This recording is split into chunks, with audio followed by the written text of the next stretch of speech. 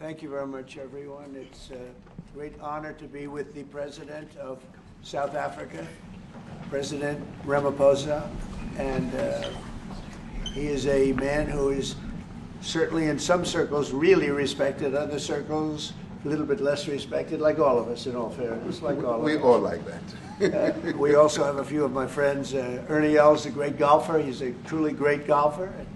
Retief Goosen, who's another really, we call him really a great golfer too, Ernie, right? You two guys are fantastic. And we could add Gary to the group, Gary Player. What a group of golfers South Africa's had. Yes, yes. There must be something in the water, right? It's something good. These two guys are it's unbelievable. It's the water set. Yeah, Gary's Gary.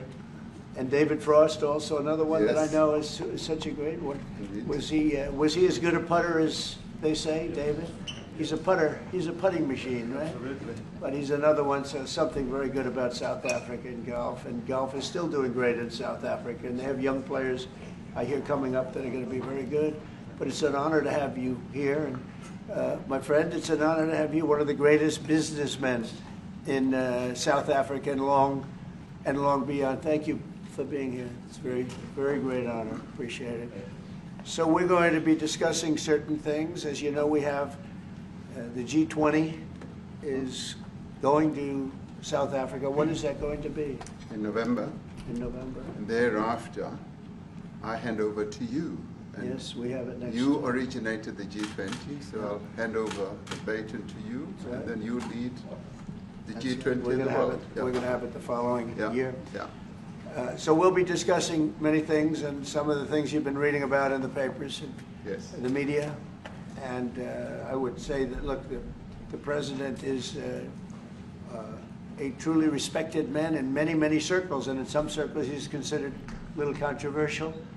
But we're going to be discussing some of the things that are taking place in South Africa and see if we can help. And we want to help. And we've had a long relationship with South Africa. I have, because indirectly I have so many friends that live there. I have a lot of friends. I mean, these are famous guys, but I have a lot of friends that live there that are tremendous people. And we'll be discussing that. We'll have a nice conversation. And I really appreciate that you guys came along. It really helps us in our thought process. But it is a great honor to have you, and I appreciate you called. He called. I don't know where he got my number, but I picked up. And he said, "I want to come over and see you." And that was my honor, and thank you very much for being here. You're most welcome. Thank you very much. Well, thank you very much for welcoming us to this reformed White House. I've been here before, and it looks really fantastic. I must congratulate you. Thank you. But I also thank you for allowing our delegation. This is a very mixed delegation that you've got. We've got people from government, my ministers. I've got someone from the trade union movement who we really collaborate with, and from business as well, and our sporting legends. When I spoke to you, you said, yes, come along and bring Gary Player, bring Ernie Els and Retief Goosen. I brought the two of them. Gary Player, I spoke to him. And he said, look, I'm getting rather on in my years, but wishes us luck in this discussion with you. So it's a real joy. And I'd also like to thank you for allowing your people to start discussions with us at the trade level. I mean, we are essentially here to reset the relationship between the United States and South Africa. We are long-standing partners in many, many ways. We've collaborated in many fields, in space issues, in energy, and in trade, and we therefore need to reset that, particularly in the light of some of the announcements that you made on trade and investment.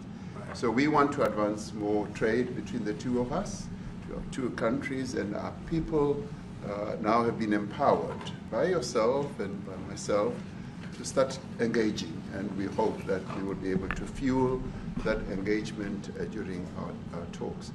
And we also want to discuss issues that have to do with how we promote further investments in both countries. We've got about 22 companies from South Africa that have invested in the US, thus creating a number of jobs. And similarly, you've got almost 600 companies that have invested in South Africa, and some of them have been in South Africa for more than 100 years. That's true. So our links are really long-lasting, and we would like to recalibrate those relations between our two countries and discuss a whole range of issues, geopolitical, the work that you're doing to bring peace around the world, in Ukraine and in the Middle East. So we value that, and we are also a great contributor to peace processes that are going on around the world. And of course, we want to discuss how we can support each other. You are a much bigger economy than we are. We're just a tiny economy, but we rely on each other on a number of issues. We've got critical minerals that you want to fuel the growth of your own economy and reindustrialize. So we have that on offer, including rare earth minerals. So all that combination of opportunity and the products that we buy from you, as well as what we sell to you, I believe makes up a really good and powerful relationship, which we need to strengthen, which we need to engender. And that is really what has brought us here. And we are really privileged to have great South Africans in the mix. As you said, you'd like to see them as well.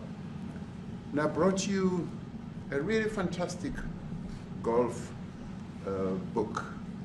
Weighs 14 kilograms. Oh, that sounds good. And it showcases the golf courses in our country. Johan Rupert wrote preface, so did Annie Els.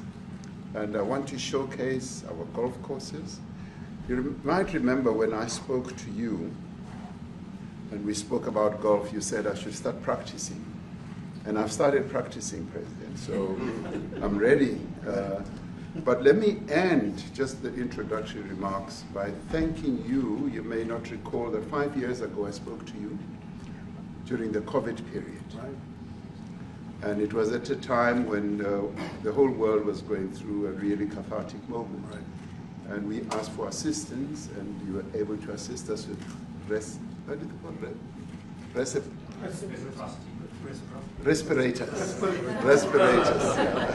Respirators, and you kept to your word, and you delivered respirators to us. We didn't have as many in our country, and it really helped to help us deal with COVID. So I'm here also to say thank you and to thank the people of America for having helped us during a really difficult time. Being the small economy that we are, we needed help from around the world. And you were there to provide that. So thank you very much. I remember the call. Yeah. We sent 150 respirators. We became the respirator king. We started making them. Nobody had them. We had very few of them. That's right. But they were very helpful. But we sent 150, and I appreciated the letter. You wrote me a letter. That's right. Yeah. Thank you. Well, I appreciate that very much. Thank you very much for that. It really touched my heart after I spoke to you, and you delivered. So, great honor. Thank you very much indeed. Yeah. Any questions, please? Mr. President, we welcome white Afrikaner refugees here. Can you explain to Americans why it's appropriate to welcome white Afrikaners here when other refugees like Afghans, Venezuelans, Haitians have all had their protected status revoked? Well, this is a group, NBC, that is truly fake news. They ask a lot of questions in a very pointed way. They're not questions, they're statements. We've had tremendous complaints about Africa, about other countries too, from people. They say there's a lot of bad things going on in Africa, and that's what we're going to be discussing today. When you say we don't take others, all you have to do is take a look at the southern border. We let 21 million people come through our border, totally unchecked, totally unvetted. They came from all over the world. In many cases, they're criminals. They come from prisons. They come from mental institutions. They come from street gangs. They're drug dealers. So don't say that we didn't take them. We're trying to get them out as fast as we can. And we're doing record business on that. And we just won a big case where we're allowed to send back hundreds of criminals to Venezuela. Just won that today in the Supreme Court. I'm happy to hear.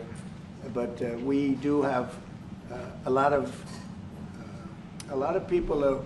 very concerned with regard to South Africa, and that's really the purpose of the meeting, and we'll see how that turns out. But we have many people that feel they're being persecuted, and they're coming to the United States. So we take from many locations if we feel there's persecution or genocide going on. And we had a lot of people. I must tell you, Mr. President, we have had a tremendous number of people, especially since they've seen this. Generally, they're white farmers, and they're fleeing South Africa, and it's it's a very sad thing to see. But I hope we can have an explanation of that, because I know you don't want that. It's a kind of a different meeting. Normally we have meetings, we talk about trade, and we'll be talking about trade and other things. But that certainly will be a subject that comes up. Yeah. Yes, please. Brian? Thank you very much. I'd like to get your thoughts on Letitia James. Director Polte, according to him, Letitia James says that the alleged mortgage fraud was simply a mistake. I want to get your thoughts on that. She put down that her father was her husband in order, and this is very similar to, I guess, the false attacks they had on here. Well, I don't know what it is currently, but Letitia James, who's the Attorney General of New York State, it seemed, I'm not involved in that at all. I know it's being handled by various groups, I guess, but it's major fraud, mortgage documents, and fraudulent everything. I think she said the father was her husband, which she had to have a husband, or so she chose her father, and she put it down, and she's had didn't she sign in Virginia, yet she said she lived in Virginia, yet she's the New York State Attorney General, and she did that for tax reasons, so she could take advantage of taxes. And she had the wrong number of units. She had a much different number, which wouldn't have allowed her to qualify and scam the government. So I don't know. I think she's very bad for New York, but I really don't know too much about it, but I appreciate the question. Yes, thank you very much. Yes. Mr. President, for you to be convinced that there's no genocide. Please. Thank you, Mr. President. So May 25th will be the celebration of Africa Day, which pretty much a lot of celebration will be taking place around the world, including here in the United States. What is your message to the entire African continent, African people, in this important occasion? Well, I want to see peace, and I want to see happiness. I want to see health, and you have incredible land. There's tremendous value. A lot of countries don't have that value in the land, the value you have. We have a situation, I think you probably heard about it. We've done, through some very talented people, helped settle a war that's been raging for years, Rwanda and the Congo. And I think we've done it. Believe it or not, I think we've done it. And could you just say a few words about that, my friend? Yes. A couple of weeks ago, the two parties signed a declaration of principle in which they agreed on the way forward. And they have both submitted draft peace agreements, and we have put together one that incorporates both of their suggestions, and we've given it to them. So we're in the process of finalizing this. Looking good, right? Looking very good.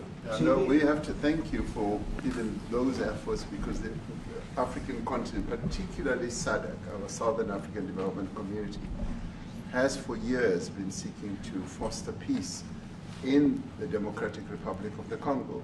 So all efforts, including those from outside the continent and inside the continent, are really worthwhile. We are removing our troops from there so that peace can then prevail in that whole area. And we hope that with the support of the international community, we will really have peace in that area. It's so vital, it's so important for the whole region. Well, we sent our people there, and I think we did a very good job, as headed by my friend. And that was great. That was great. I mean, I'm just hearing phenomenal reports, because all I'm hearing is death, and they're chopping heads off, and it's horrible over there. And it was really brave of you to go there, and I really appreciate it. And it looks like we have something very, very substantial. We also talked about trade with them in terms of rare earth and all, but really more for it's like if you take a look at what we just did with Pakistan and India, we settled that whole thing, and I think I settled it through trade. We're doing a big deal with India, we're doing a big deal with Pakistan, and they said, what are you guys doing? You know, somebody had to be the last one to shoot. But the shooting was getting worse and worse, bigger and bigger, deeper and deeper into the countries. And we spoke to them, and I think you know, I hate to say we got it settled, and then 2 days later, something happens, and they say it's Trump's fault. But Pakistan has got some excellent people and some really good, great leader. And India is my friend, Modi. Modi? And he's a mutual friend? Yeah, yes. He's a great guy. Mm-hmm. And I called them both, and we just did something good. We're trying to settle Russia, Ukraine. Spoke with President Putin for 2.5 hours the day before yesterday. I think we made a lot of progress, but that's a bloodbath. 5,000 people are being killed a week, 5,000 soldiers a week, not including people in cities and towns that are also being killed. So we're trying to help. And it doesn't affect us. It's not our people. It's not our soldiers.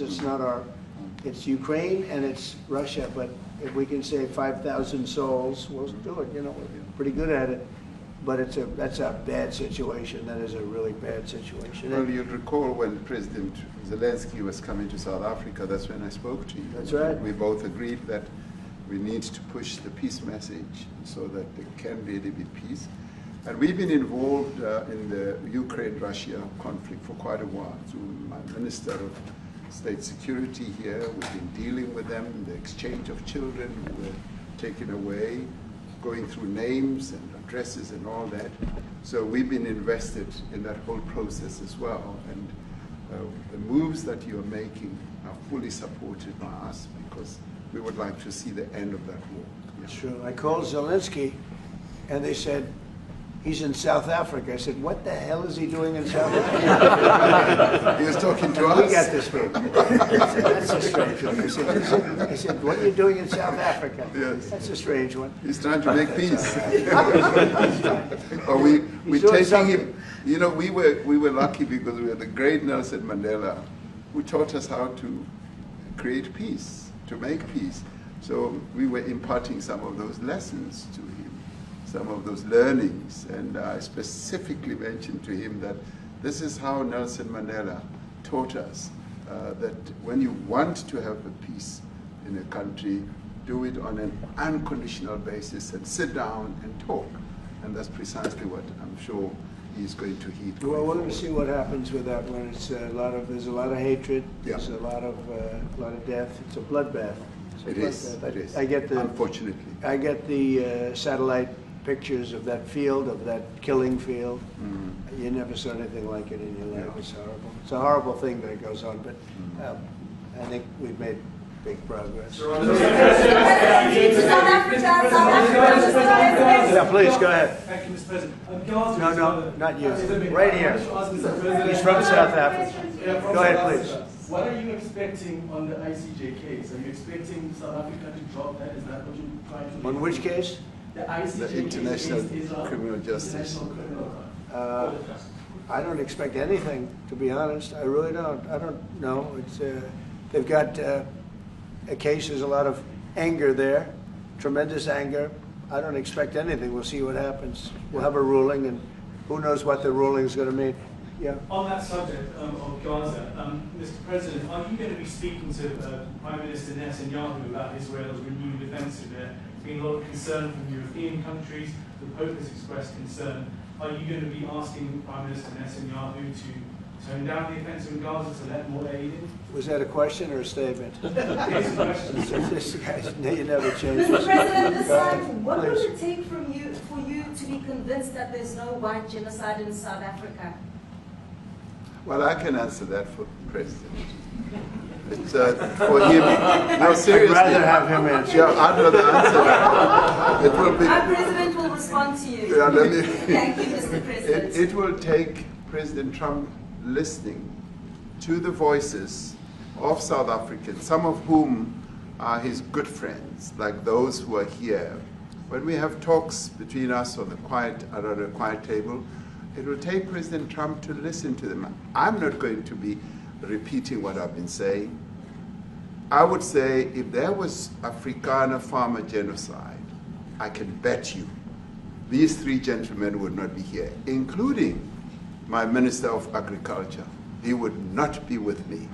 So it'll take him, President Trump, listening to their stories, to their perspective. That is the answer to your question. But, Mr. President, I must say President that Trump. we have, wait. We have thousands of stories talking about it. Sure. And we have documentaries, we have news stories, and that. Is Natalie here, somebody here to turn that?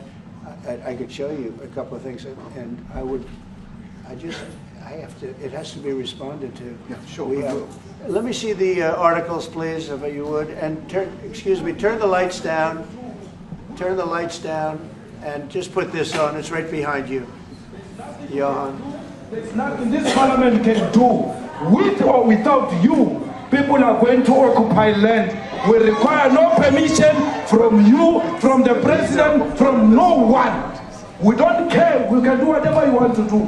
Who are you to tell us whether we can occupy land or not? We are going to occupy land. Yeah. South Africa, occupy land. That's who we are. We don't care what we want to do. We can withdraw my membership from this useless parliament. Yes, Honorable Member. Must never be scared to kill. A revolution demands that at some point there must be killing, because the killing is part of a revolutionary act.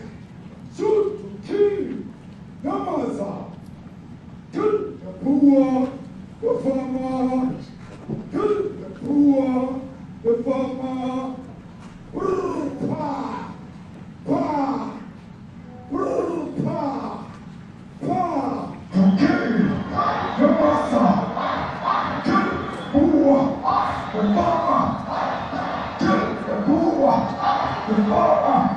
The mayor of DA in PE is a white man. So these people, when you want to hit them, go after a white man. They feel a terrible pain because you have touched a white man. Not because Mashaba and Sudi will not be touched. They will be touched, no one. But we are starting with this whiteness. We are cutting the throat of whiteness. Shoot, kill, no master. Kill the brewer, the farmer. Kill the brewer, the farmer. Pa, pa, pa. Shoot to kill, no master. Kill the brewer, the farmer. Kill the brewer, the farmer. Pa, pa, pa, pa. I don't know what's going to happen in the future. I'm saying to you, was not called for the killing of white people, at least for now.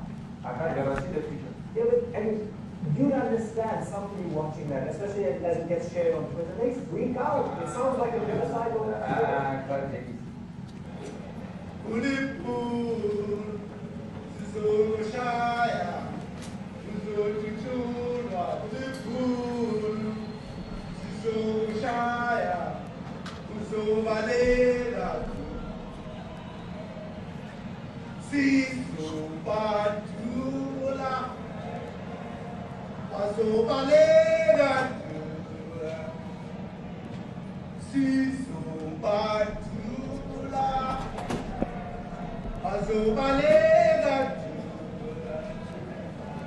Who will expropriate land without compensation, whether they like it or not. If they object, they can seek refugee in America. Now this is very bad. These are burial sites right here. Burial sites. Over 1,000 of white farmers, and those cars are lined up to pay love on a Sunday morning. Each one of those white things you see is a cross, and there's approximately 1,000 of them. They're all white farmers, the family of white farmers. And those cars aren't driving, they're stopped there to pay respects to their family member who was killed. And it's a terrible sight. I've never seen anything like it. Both sides of the road you have crosses.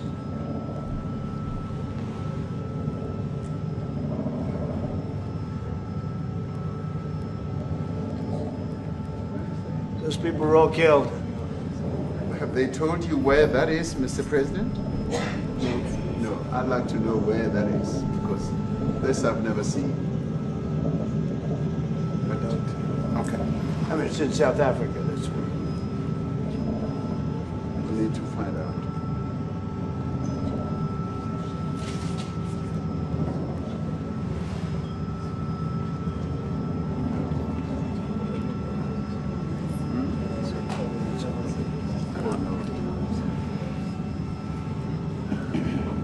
Those people.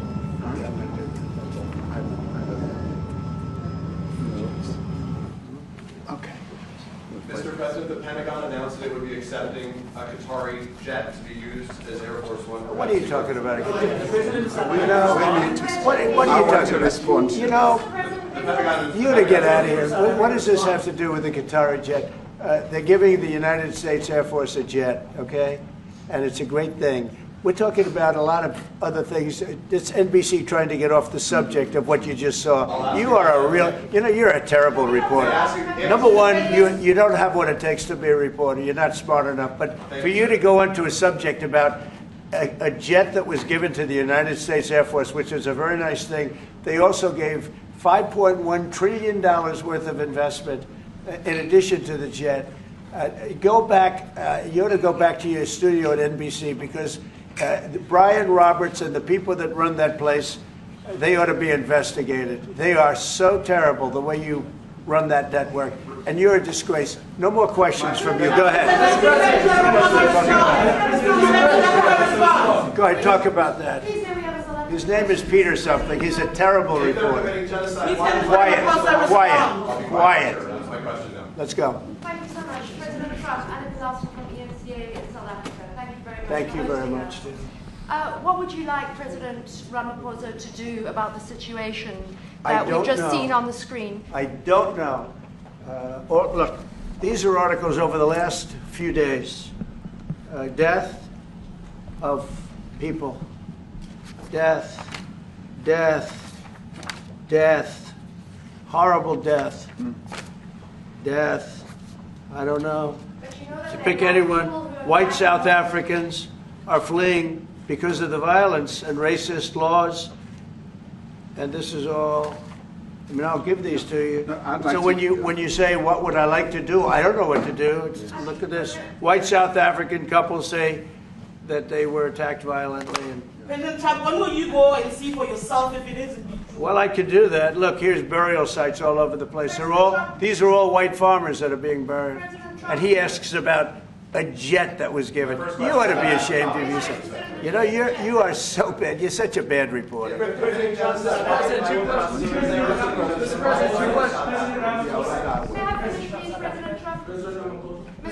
This is one after another. This family was wiped out. I'm just looking. Can we get a report from President Ramaphosa? Your reaction to those videos, Mr. President Trump. Well, I think the videos are so. No. When you look at the videos, I mean, how does it get worse? And these are people that are officials, and they're saying that kill the white farmer and take their land. That's what it is. And I have other friends in South Africa. I have people that left. One in particular that says you can't go there. He said they want to take your land. They take your land and they kill you.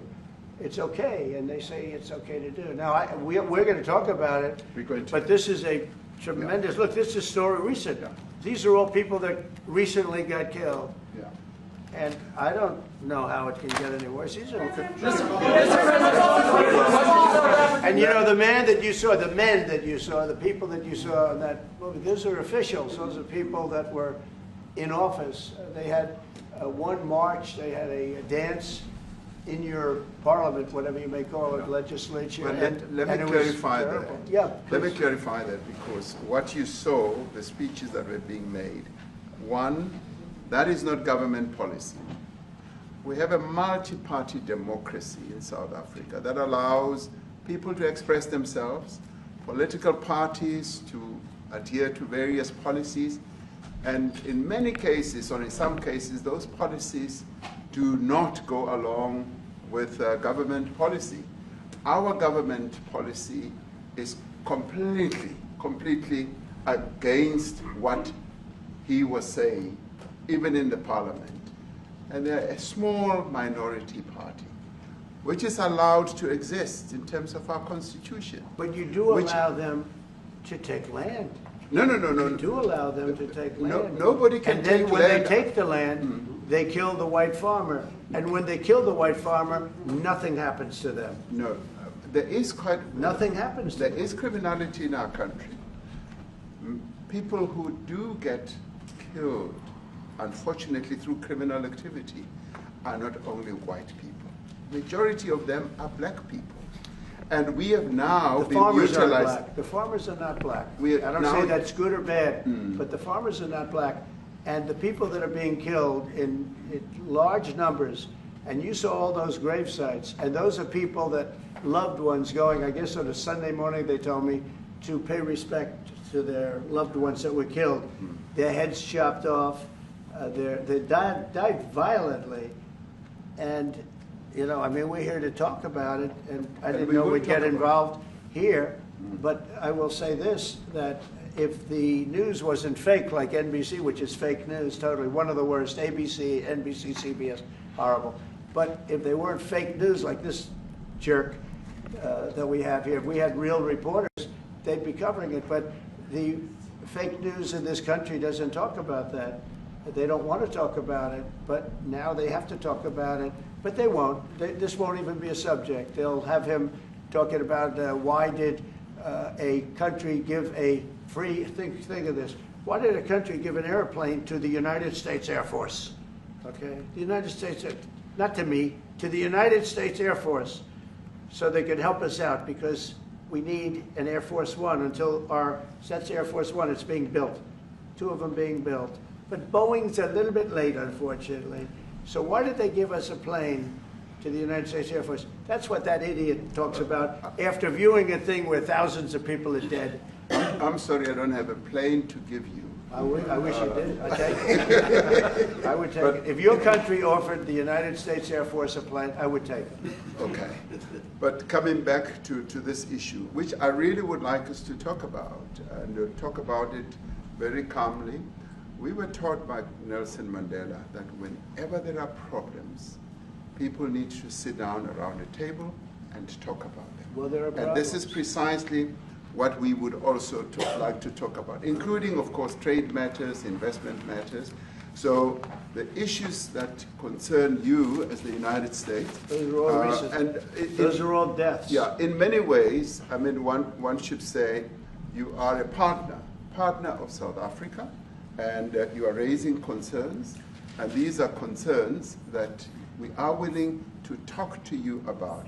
Let me just add quickly, you know, the criminality that we are experiencing in our country needs quite a lot of technological capability.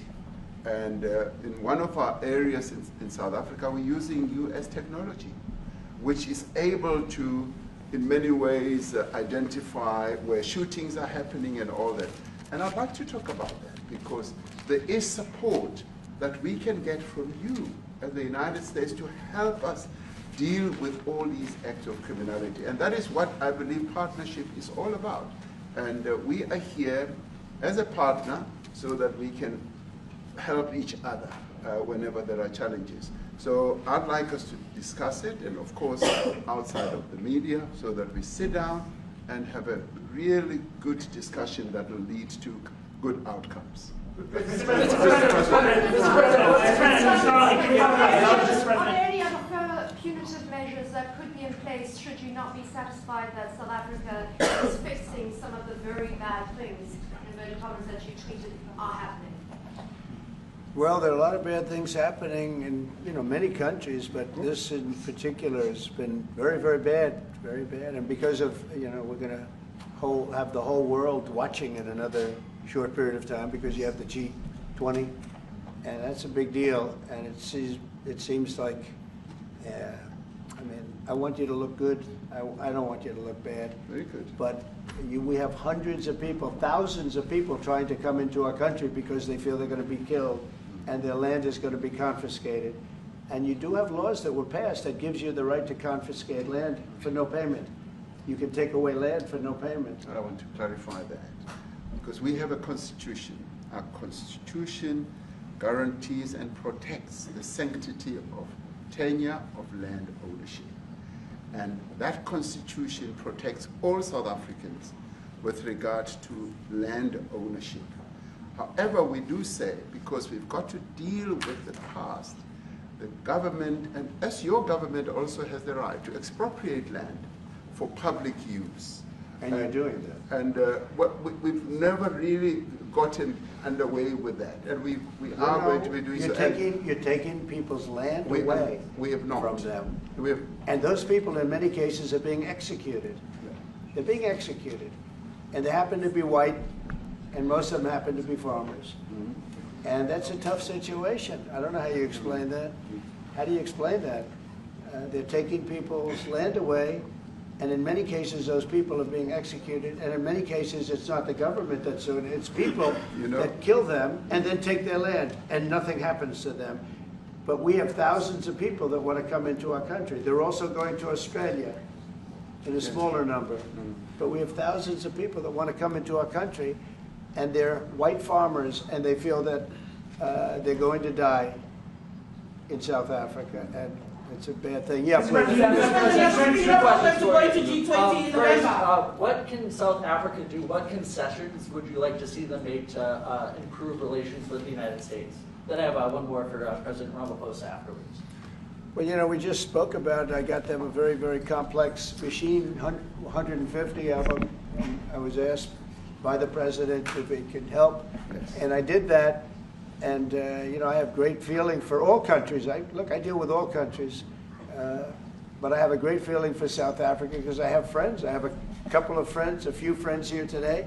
I have many friends from South Africa, but many of those friends are not, they can't go back. I have Elon is from South Africa. I don't want to get Elon involved. That's all I have to do, get him into another thing. But Elon happens to be from South Africa. This is what Elon wanted. He actually came here on a different subject, sending rockets to Mars, okay? Yes. He likes that better. He likes that subject better. That's right. But Elon is from South Africa, and I don't want to talk to him about that. I don't think it's fair to him. That's right. But I will say that people are fleeing South Africa for their own safety. Their land is being confiscated, and in many cases they're being killed. And that scene of, you see how many crosses they have. Those crosses, that's a dead person in every one of them. And those trucks or cars are paying their respects to all of those dead people on a Sunday morning. That's a rough thing to explain away. And the problem we have, and the way, a correct and a fair media exposes things. But we have a very corrupt media. They won't even report this. If this were the other way around, it would be the biggest story. Now, I will say apartheid, terrible. That was the biggest story. That was reported all the time. This is sort of the opposite of apartheid. What's happening now is never reported. Nobody knows about it. All we know is we're being inundated with people, with white farmers from South Africa. And it's a big problem. Marco Rubio was telling me he's never seen anything like it. The numbers of people that want to leave South Africa because they feel they're going to be dead very soon. Yes, please. I was going to say, Brian, go. If I could just ask you a question. 72% of farmers in your country are white. If they flee, do you feel that maybe the economy could collapse? You may not have a gap to fill in those people that need to replace those farmers. I'd like my Minister of Agriculture, who is white, who comes from an opposition party to mine, who's joined my government at my invitation, to address this very issue, including the question that you've just raised. John? Thank you very much, Mr. President. Yeah. And Mr. President, thank you for welcoming us to the White House. I would say we have a rural safety problem in South Africa. I don't think anyone wants to candy coat that. And it requires a lot of effort to get on top of it. It's going to require more policing resources. It's going to require a different strategy to be able to deal with it. But certainly the majority of South Africa's commercial and smallholder farmers really do want to stay in South Africa and make it work. And I've just come from the largest agricultural show in the Southern Hemisphere with organized agriculture and farmers, and the majority of them want to stay. But they too there have a memorial to those who've died as a result of farm attacks. And as the Minister of Agriculture, it is something that I'm particularly exercised with my colleagues at police and my colleagues in the justice cluster to start making farm attacks and stock theft a priority crime. And it affects all farmers in South Africa, particularly stock theft. It has a disproportionate effect on smallholder black farmers. I also want to just say this, that the two individuals that are in that video that you've seen are both leaders of opposition minority parties in South Africa. Nkonto Wesizwe under Mr. Zuma and the economic freedom fighters under Mr. Malema. Now the reason that my party, the Democratic Alliance, which has been an opposition party for over 30 years, chose to join hands with Mr. Ramaphosa's party was precisely to keep those people out of power. We cannot have those people sitting in the union buildings making decisions. And that is why after 30 years of us exchanging barbs across the floor in Parliament and trying to get one over on each other, we've decided to join hands precisely to keep that lot out of government. Because the day they get in to the doors of the union buildings in South Africa or control of our parliament, that's what you're going to see. And that is why this government, working together, needs the support of our allies around the world so that we can strengthen our hand, grow our economy, and shut the door forever on that rabble getting through the doors of the union bodies, because then South Africa's future would be... So you denounced that type of language in the video that you saw? Oh yes, we've always done so. As government, as my own party, we are completely opposed to that. We, in 1955, adopted a document which said South Africa belongs to all who live in it. But why wouldn't you arrest that man? That man said, kill the white farmers, kill the white farmers. And then he danced, and he's dancing, and it's kill the white farmers. I think, I'm not sure, but I think if somebody got up in Parliament and started saying kill a certain group of people, he would be arrested very quickly. That man is going all over South Africa, and that's not a small party.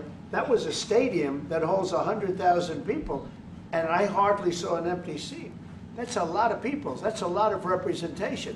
And those crosses, we have dead white people, dead white farmers, mostly. And you take a look at Australia, they're being inundated, and we're being inundated with people that want to get out. And their farm is valueless, it's valueless, and they just want to get out with their life. And this is a very serious situation. And if we had a real news or real press or media, we don't have that, because they won't talk about this, because they're all guys like that idiot. But if we had a real press, it would be exposed. And you know, the beauty of exposing it is it's like a cleansing action. When it gets exposed, it'll get fixed. That's when it'll get fixed. But people don't talk about it. And I'll tell you who's talking about the thousands of people that are fleeing South Africa right now. President we discussed USAID, the devastating impact that cuts are having across the African continent. You know, it's devastating, and hopefully a lot of people are going to start spending a lot of money. And I've talked to other nations. We want them to chip in and spend money too. And we've spent a lot, and it's a tremendous problem going on in many countries. A lot of problems going on. The United States always gets the request for money. Nobody else helps, as you know. Europe doesn't help. Europe hasn't given anything. All they do is sue our companies. You know, they sue Apple, and they sue all of our companies. Apple had to pay $17 billion on a nonsense lawsuit. Very unfair. But we we're going to always be there to help. President, the Afrikaner ex-Sherwood Rice to South African Broadcasting. If this Afrikaner resettlement issue is resolved, you're going to go into a room after this, you guys are going to talk. If it is resolved, what is the potential for the future-looking relationships between the United States? It's got to be resolved. It should be resolved. I mean, it's a little bit bad when you see a stadium with 100,000 people in it, because that means it's more than just a little movement. It's a pretty big movement in South Africa. So it has to be resolved. It'll be the end of the country if it's not. But is there potential for the relationship moving forward? I hope so. That's why I'm here. I mean, I'm not here for my health. I'm here to see what it is. No, I'd like to see. I have friends. I can tell you, Ernie Els and Retief Goosen, they feel so strongly they wanted to be here on behalf of South Africa, not on behalf of me. And, you know, they said, can we be here for this? Because they love the country. Ernie, do you guys want to say a couple of words? I hate to put you in this. This is tougher than sinking a 3-footer. They have, and they've sank many 3-footers. Thank you, Mr. President, and thanks for the honor of being here. We've known each other a long time. We have spoken. You know, we're proud South Africans. I still have my South African passport. You know, we travel with this passport, you know, and I got my visa here. So, you know, but we want to see things get better in our home country. That's the bottom line. It's been 35 years since the transition. President Ramaphosa was right in the middle of the transition time in 1990 and before that. So it's been 35 years of ANC government. And I know there's a lot of anger, you know, through the transition. There was also a lot of stuff happening in the apartheid days. You know, we grew up in the apartheid era. But I don't think two wrongs makes a right. You know, President Mandela, when he came out of prison for all that time, didn't come out with hatred, you know, and really unified our nation through sport. You know, we won the Rugby World Cup in '95. 4 times. We won the African Nations Cup, soccer. You know, we won some majors as golfers and so forth. So what I'm trying to say is, you know, this has been a long time coming. That's why we really wanted to meet you, meet the administration, and see our way forward, because we still want to see our country flourish. You know, we've got some great things going on. Business is getting involved with government. Farmers are getting involved in local municipalities, trying to rebuild some of the infrastructure that's been decaying for a long time. So there's a lot of coexistence going on and help from a lot of areas. But I feel we need the U.S. To push this thing through. We've got a great ally. If we can have the U.S. It's always been an ally of South Africa for a very long time. Even in the days of the war, you know, up in Angola, you know, you guys helped us. So very important for us to have your support and you know, get the change we need. Where did you do that well? He might have done that even better than he plays golf, which is almost impossible. Johan, please. Sorry, Mr. President, if you had to wind all of those tapes properly, you will see I'm the biggest target of that rabble-rouser. Number one for over 10 years. Mr. Malema. In fact, the first time I met him, he was in the youth league with that gentleman. And look how he's changed. Right. We have too many deaths, but it's across the board. It's not only white farmers, it's across the board. And we need technological help. We need Starlink at every little police station. We need drones. I actually got drones donated for the peace parks to stop elephant and rhino poaching. And his predecessor stopped the importation because he said the United States would spy on us. I mean, US basics, the ridicule. So if you can help us. Remember, sir, you and I lived in New York in the 70s. We never thought New York could be what it became. 2 commissioners, a tough mayor. We need your help to stop this awful killing. But it's across the board. Ernie is right now building a house in George. I'm building 3 cottages for my grandchildren on a farm outside Graaff-Reinet. I often go to bed without locking the door. And we have a serious problem with illegal aliens who stream across the border. And if you really look at our statistics, a lot of these murders, firstly it's unemployment and illegal aliens. And then I met Vice President Bartz many years ago, the Charlie Rose show. My wife loved the book. And she reminded me this morning that you emphasized the devastation that occurs when big companies leave towns and cities, and there's a culture of dependency that develops. And I remember you discussing it. Now that's our problem.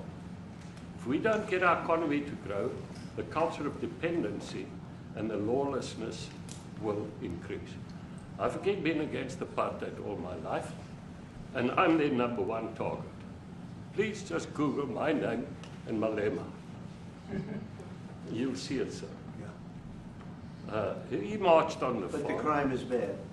The crime is terrible, sir, but Mr. Steenhuisen won't admit to it, but he runs the Western Cape, where I live. And the biggest murder rate is in the Cape Flats. Gangs. We've got gang warfare. Like your M33, whatever these guys. We've got equivalents there. But we need your help, sir. And we need Elon technology. Well, one of the real areas of support is really in investments. We've got to grow our economy, because through growing the economy, we're then able to create more jobs. Because crime really thrives where there is inequality and unemployment. And that is one of the reasons that has brought us here, to improve our investment relations, our trade relations, so that we can preserve the number of jobs that your companies have created in South Africa. By virtue of what we export to you, we are able to create up to 500,000 jobs in the auto industry, in the agricultural industry, and a number of other industries, mining, where we export things to you. And we also know that as South African companies invest here, you are also able to create jobs. So it's a mutually beneficial relationship.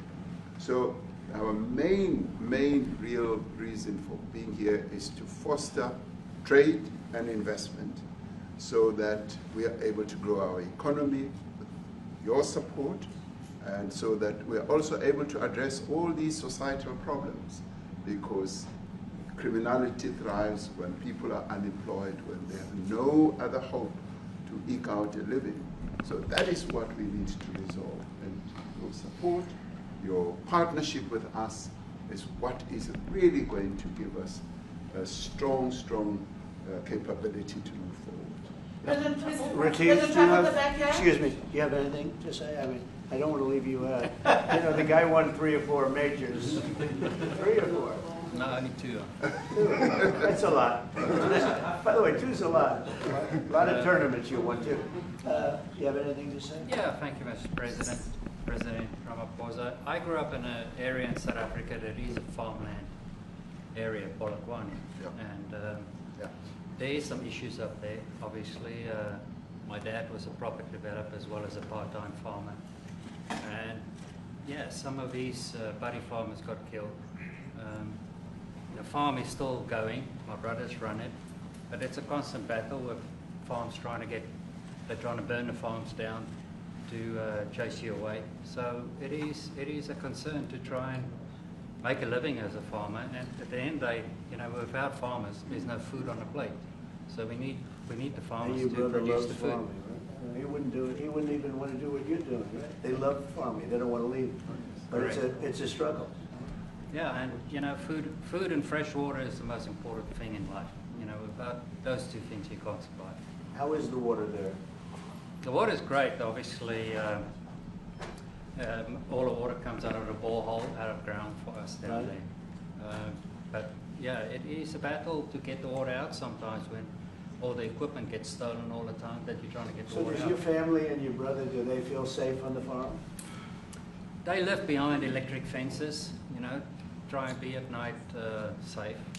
But it is constant whenever you leave that something could happen. And there's nowhere to live. Both of them has been attacked in their houses. My mom's been attacked in her house when she was 80.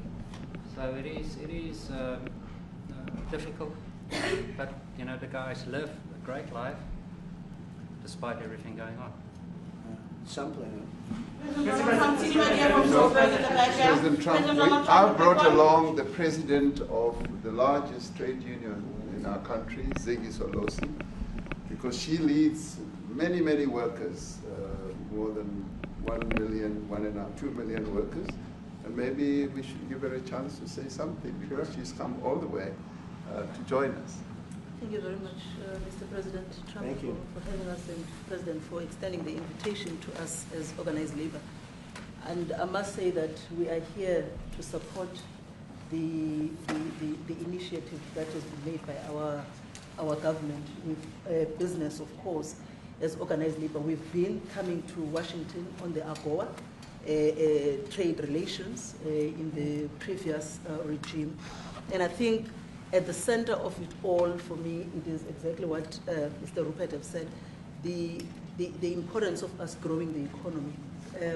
We have always emphasized when we were here and kept on coming and negotiating on AGOA that the 600 US companies that are based in South Africa, as you said, President Ramaphosa, 500,000 jobs will be wiped out.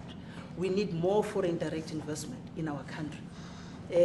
We are not just talking about those that will lose employment, but we are talking about over 40% of people that are unemployed, that have no hope of ever finding a job. And we think that, correctly, as they have said, that we need to deal with the issue of porous borders in our country, so that everyone that comes in is documented. We also need to, and I would have thought that the minister would address the issue of land expropriation and how the policy works in South Africa. Recently, President, as you were preparing to come here on the news, in, I think it was in Natal, there was a handover of farms. And white farmers were saying, we are donating the land, but also there's a willing buyer, willing seller in South Africa. So there is no expropriation without compensation. But it is a willing buyer, willing seller. And that white farmer was even saying, President, that the government is even paying more in buying the land than what the land is worth of. And I think those are the realities, President, that we must say that we need to address, of course, but also the importance of agriculture linked to AGOA. People rely on it, and I think, as Retief have said, for survival and living. But lastly for me, President, is also the issue of the crime statistics. There is no doubt about it that we are a violent nation, for a number of reasons, and we're not condoning anything. But also if you go into the rural areas where black majority are, you would see women, elderly, being raped, being killed, being murdered, and these are black elderly women that would be found throat slits, raped multiple times, and all of that. And the problem in South Africa, it is not necessarily about race, but it is about crime. And we think that we are here to say, how do we, both nations, work together to reset, to really talk about investment, but also help us in how we can have the technology and everything that is needed, President, to really address the levels of crime that we have in our country. Thank you very much. Thank you very much. President Trump, Genocide is a very strong word. I'm wondering if you've made up your mind as to whether you believe genocide is occurring in South Africa, or you still have doubts, and if you have made up your mind, why invite President Ramaphosa here today? Well, I haven't made up my mind. I hate to see it from the standpoint of South Africa, but also, you know, I'm trying to save lives. I'm working with Russia and Ukraine. I don't have to do that. It's not our war. It was started by other people. It was helped along by our past administration. It would have never happened if I were president, but I'm trying to save lives. And no matter where. Rwanda, I have nothing to do with Rwanda and the Congo, but I felt I had a very talented person in this administration, and I sent him there, and he did an unbelievable job, I think. I mean, we're going to find out, but he's done the hardest part of the job. It should happen.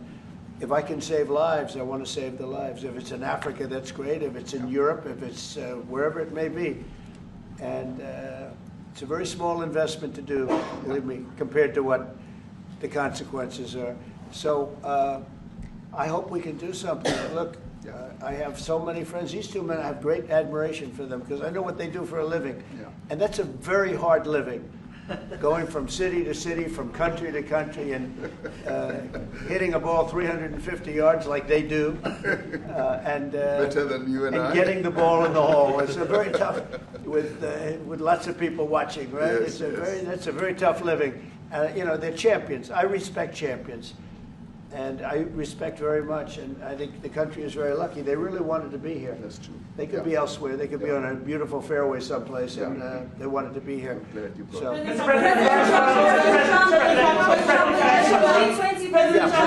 name is Yanda Ngobo from Newsroom Africa in South Africa. Good. How important is it for the United States to be at our G20 summit in November, given the relationship between our two countries? You just heard what has been said to you just now. Are you coming, and are you preparing to come? So without the United States, the G20, just like the G7, used to be the G8, but brilliantly they threw Russia out. It would have been a lot better if Russia was in. You know, a lot of people would say, oh, that's not it. Because if Russia was in, you probably wouldn't have this war. And if you had a different president, you wouldn't have the war either. But we have a G7. It's important that the United States is at both of them. I think without the United States, it's I really believe it's not very important. It's not the same meaning. As I said to President Trump, the U.S. really originated the G20. And it's important that the United States continues to play a key role in the G20. And we are privileged to be the president of the G20, but we are even overjoyed that we are going to hand over to the United States, who are the originators. And for that reason, I expect the United States to continue playing the leadership role in the G20 together with other countries. And I've said when I initially spoke to President Trump on the phone, I want him to come to South Africa for a state visit, and I also want him to come and participate in the G20. And I want to gladly hand over to President Trump to take the leadership of the G20 forward in November. Thank you very much. Thank you very much. Thank you. What is it going to take to convince you? They don't want to leave. They like you so much.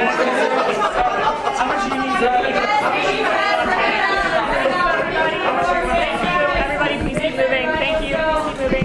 Keep moving. Keep going. Thank you. Thanks, guys. Thank you.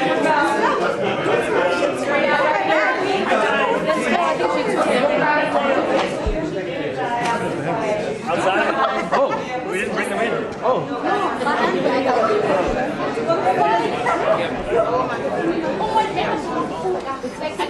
No, eventually you tell me this place that's this one. No, no.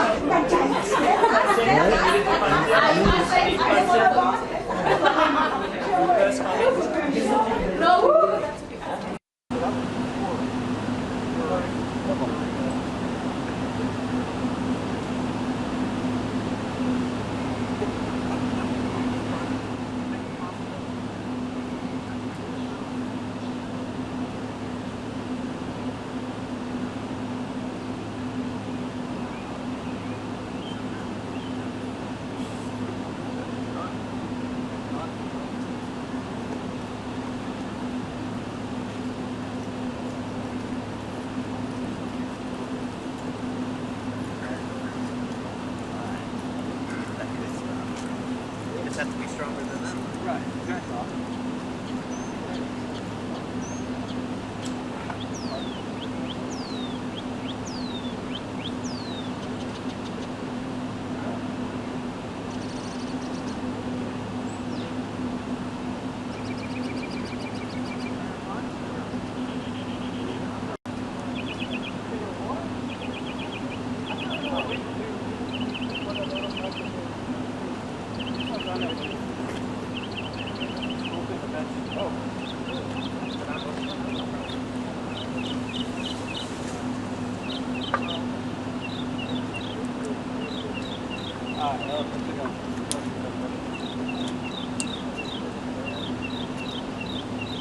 No.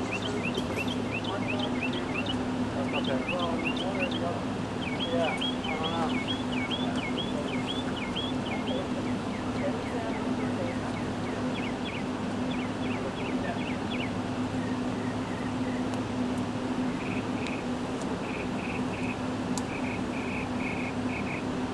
Daniel, me dá o seu ponto, por favor. Hoje eu não vou conseguir pegar o meu.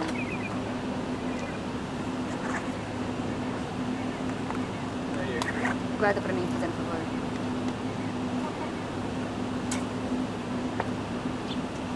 I have to be inside, so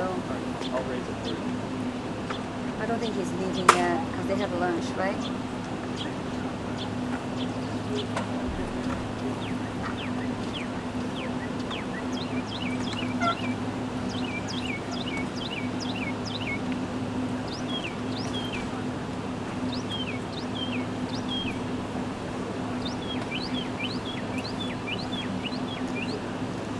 Eu não tô ouvindo nada, você tá?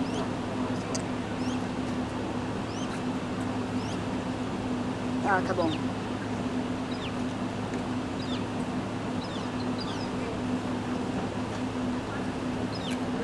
Sim, gente, não tá dando hoje pra se mexer aqui onde a gente tá, vamos assim. Hoje tá foda.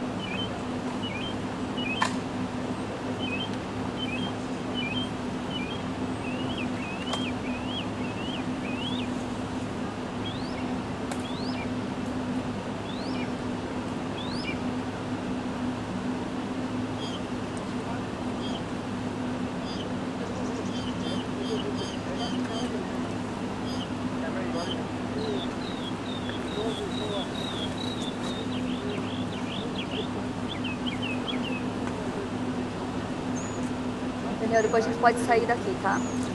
Ah, não, a gente tem um estúdio 1. Mas eu acho que o estúdio é melhor a gente fazer de lá, ó. A gente tem 20 minutos entre um e outro. Ah, não? Entre um e outro? Tá bom.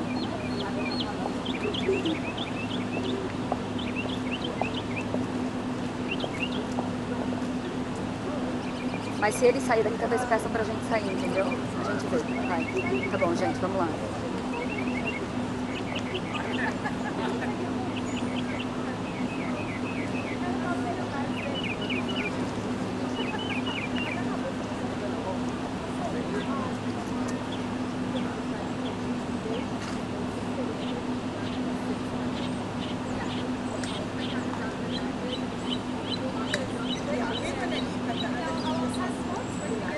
Tá, é o tralho mesmo, né?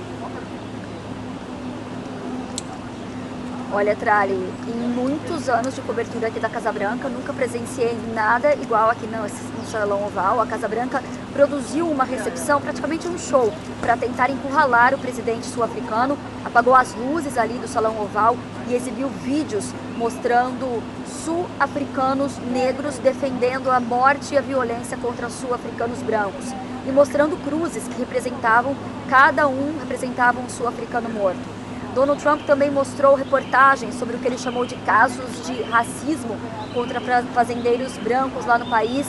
O presidente da África do Sul, Cyril Ramaphosa, mantendo ali a calma, ele pediu para esclarecer que isso não é política do governo dele, que não há discriminação e que são grupos isolados que promovem a violência.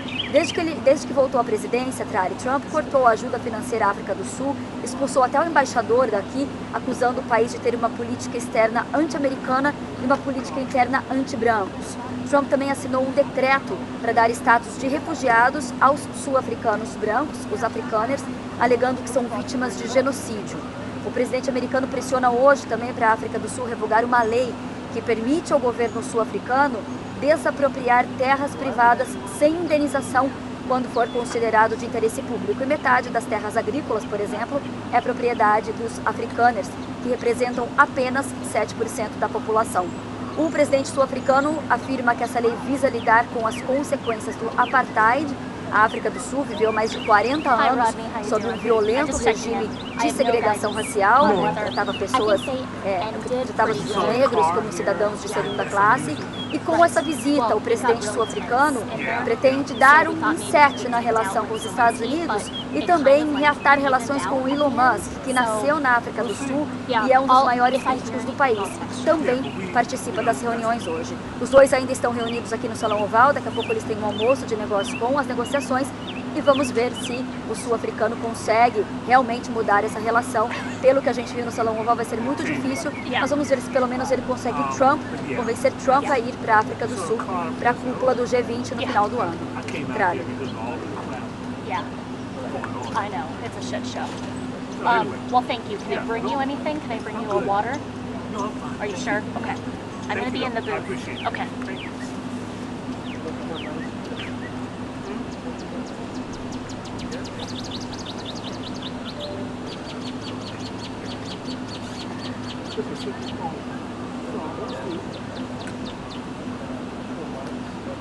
Valeu, gente.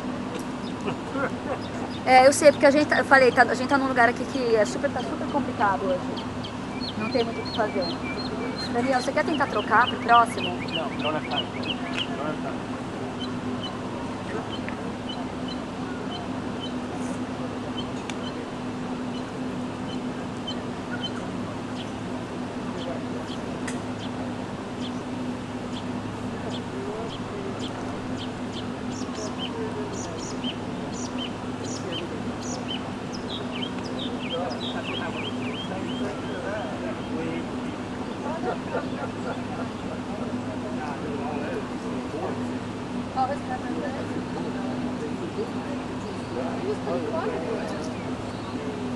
Está ouvindo? Está ouvindo? Estou ouvindo.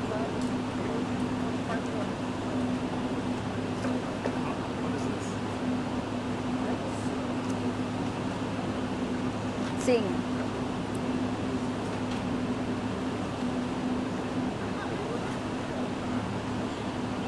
Tá bom, chama o quanto antes, por favor.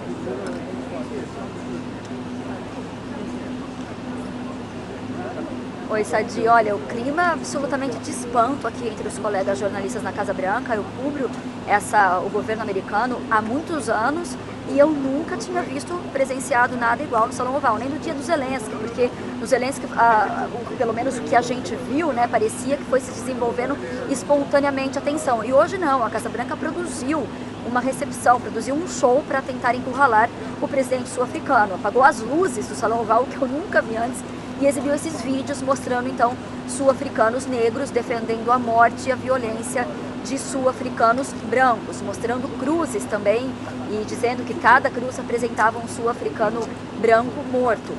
Donald Trump também ali mostrou, pegou umas reportagens que estava do lado dele, mostrou as reportagens, falando que são casos de racismo e genocídio contra os brancos sul-africanos. O presidente Cyril Ramaphosa, ele tentou manter a calma até, diferente disso que a gente viu aqui com o Zelensky.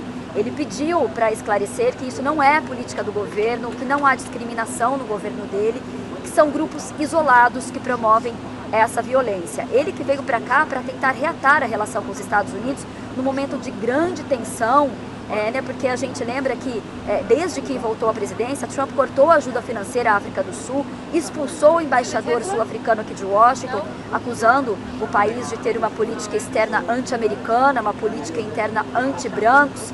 Trump também assinou aquele decreto para dar status de refugiados a sul-africanos brancos, os afrikaners, alegando que são vítimas de genocídio.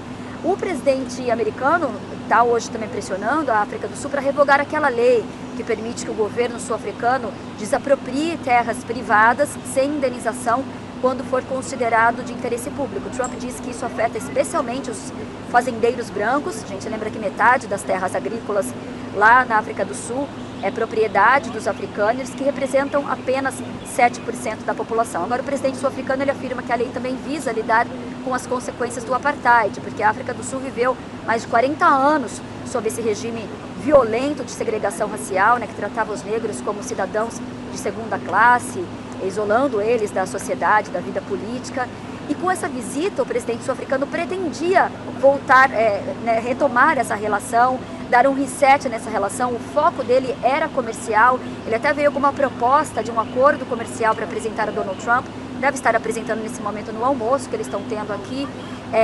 Então ele tinha esse foco, lembrando que os Estados Unidos é o segundo maior parceiro comercial da África do Sul. E ele também veio para cá, para Washington, Sadi, com a intenção de reatar a relação também com Elon Musk, que nasceu na África do Sul, é um dos maiores críticos do país desde que ele deixou a África do Sul na adolescência e que também participa das reuniões hoje. Ele estava o tempo todo no Salão Oval, participa agora desse almoço de negócio das duas delegações e vamos ver se saindo daqui pelo menos o sul-africano vai conseguir dizer que teve algum tipo de avanço nessa relação e convencer Donald Trump a ir para a África do Sul, para a cúpula do G20 em novembro, que Trump já disse que não iria, a menos que conseguisse fazer o presidente sul-coreano hoje mudar de rumo e mudar, fazer alguma coisa para todas essas críticas que o Donald Trump tem contra ele.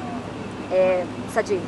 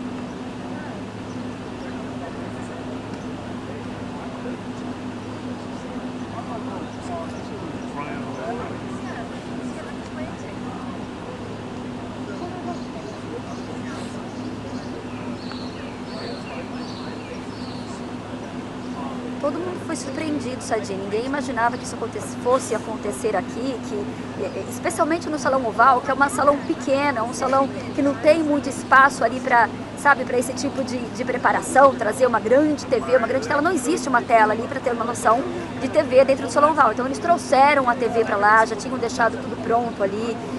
Foi tudo muito programado, muito planejado, orquestrado para justamente encurralar o presidente sul-africano, que Donald Trump vinha criticando muito, possivelmente também influenciado, pressionado por Elon Musk, que está aqui na Casa Branca praticamente todos os dias, mas o efeito, por enquanto, foi diferente do de Zelensky, que saiu apressado do Salão Oval, nem almoçaram e foi embora daqui. Por enquanto, olha aqui, atrás de mim, Daniel, dá para mostrar? Vou tentar sair da frente, mas o carro do presidente sul-africano está aqui, você pode ver com a bandeira ali.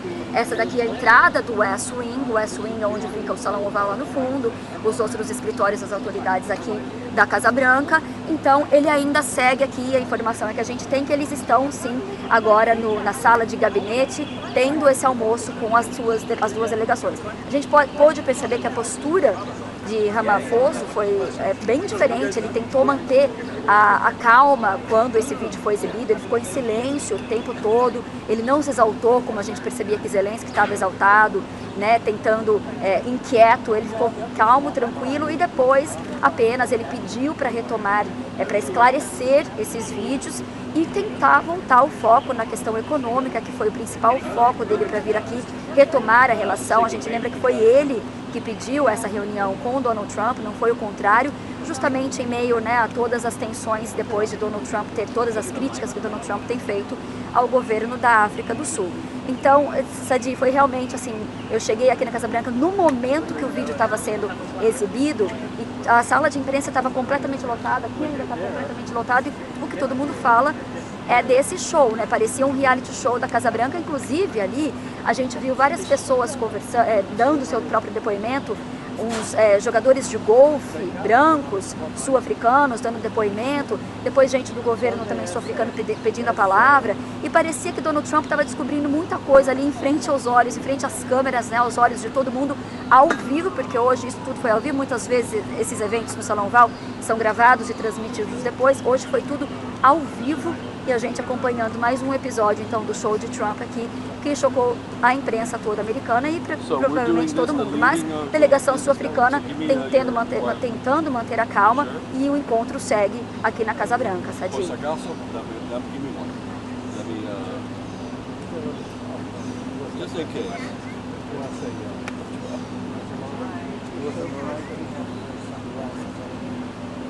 It's Miami, bro. It's the Miami thing. So I'm channeling Sonny Crockett from 40 fucking years ago. So Daniel, agora você pode sair daqui. let me, yeah, I'll be behind. Well, can I be in front or?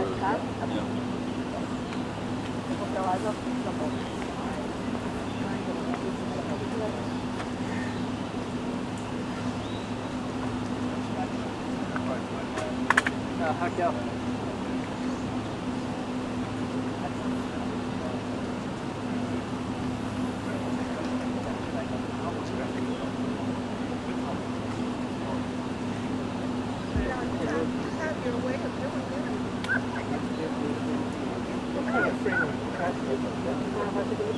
Oh, sure. It's still for the live. Yeah. I love that prompt. Yeah. Oh man, this thing is super top heavy right now though. Oh yeah, I saw you kind of do a little struggle. Yeah. I have one of these hot pods, but I just don't use it anymore for smaller bodies. Yeah. But I still have it. I mean, it's the best tripod ever. Mine still says made in West Germany. Oh really? Yeah, yeah. I know what you're doing. Well, I tell you. It's steel though. It's steel. Is this carbon? This is the carbon fiber. Yeah, mine is steel. So it's steel. That's a good one. But it weighs a ton. It does. It does. What size head do you have? 18? It's smaller than this one. Oh really? Okay. I think the bowl is the same size as the head. Can't be sacked. I mean, I like these carbon. Well. Yeah, these carbon design ones. You ever see one explode? One of these? One carbon. Oh no. Oh boy, it was not a pretty sight. One of these? not that small, but it was one, this one, which is cold. And that stuff was man, it blew up. And the camera, oh my gosh, I could still see it. The thumb, the piece that was in his thumb, he couldn't reach around his thumb with it. Hey, man, you pull this out. Oh man, I mean, we're all pretty sick. Can I be here? It sounds like a trooper that. Puedo estar aquí, yo tiene que ser adentro de the rope. Bueno, déjame buscar un asiento. Te estoy mandando, dámelo en el canal 1 o 2, lo que tú quieras. ¿Eh? I'm sending you to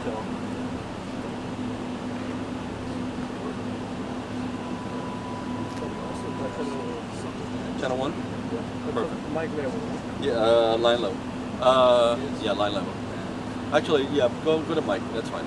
I'm on mic. Yeah, that's fine. Okay, tell me what this is. Let me send you audio.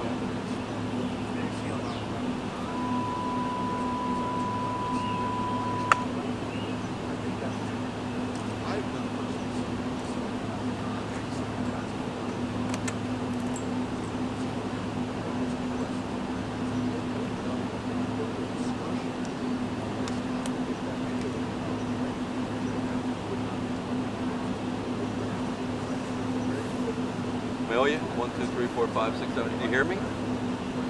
Where's your ear? How do you hear it? Okay. Ponte el earpiece just in case because I don't know if I'm just double checking. Okay. 1, 2, 3, 4, 5. It's not distorted. Everything's good. Okay. Let me go get a little bench and I'll be right back.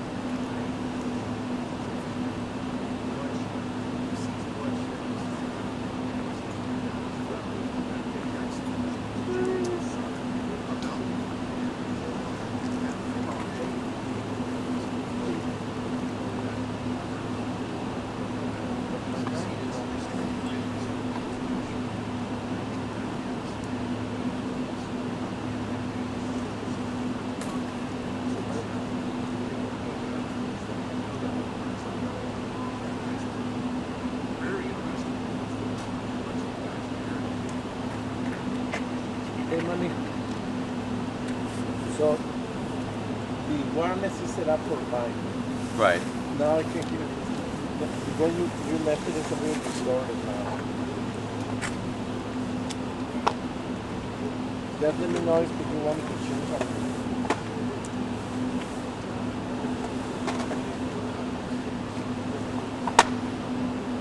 So you see you're distorted, right? 1, 2, 3, 4. On both channels or one channel? No, just one channel. But now it's fine. Now it's talk to me now. 1, 2, 3, 4, 5, 6, 7, 8, 9, 10. Yeah, but it's because it's when you send me, you tell me what's fine. Yeah, I know. But now it's I'm on like number 3. So this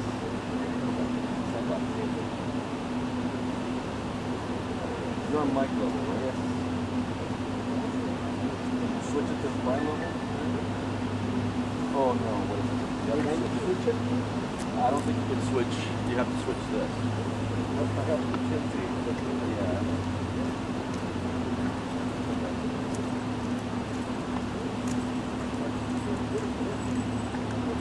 I just need one channel. We'll just put it on one channel. The rest is broken. Yeah. Channel 1. Channel 1.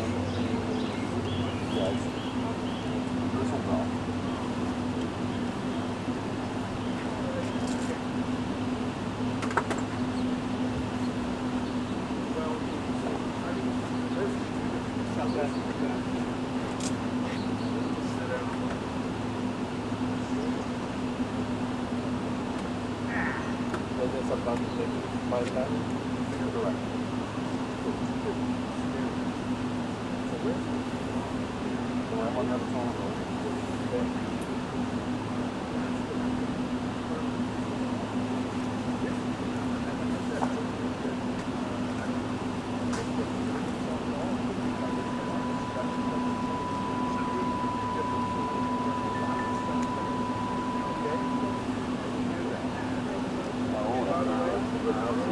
Yeah, because it's, I just put an adapter that made it like.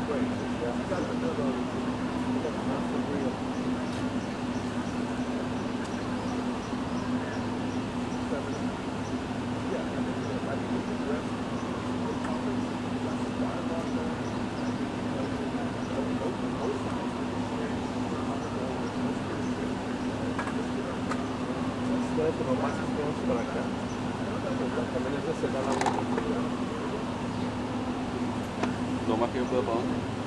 Lo más que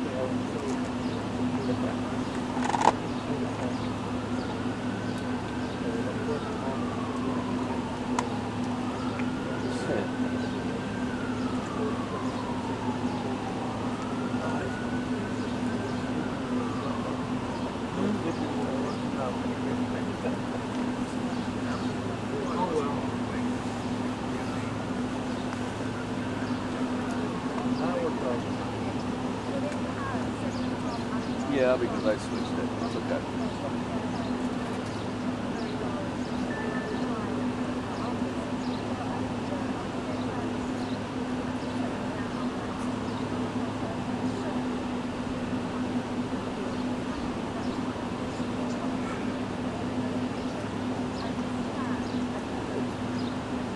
Todavía estamos haciendo esa cosa en el ISO.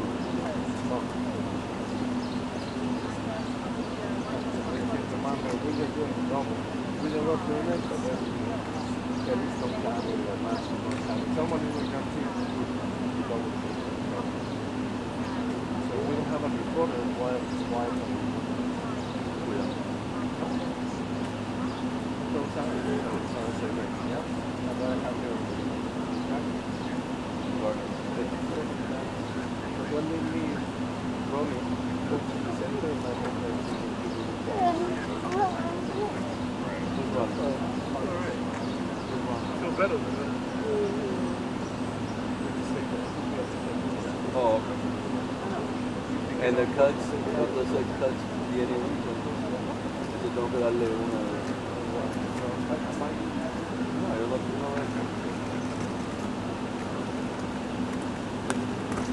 preparando ya para comer. Eso viene después de esto, ¿no?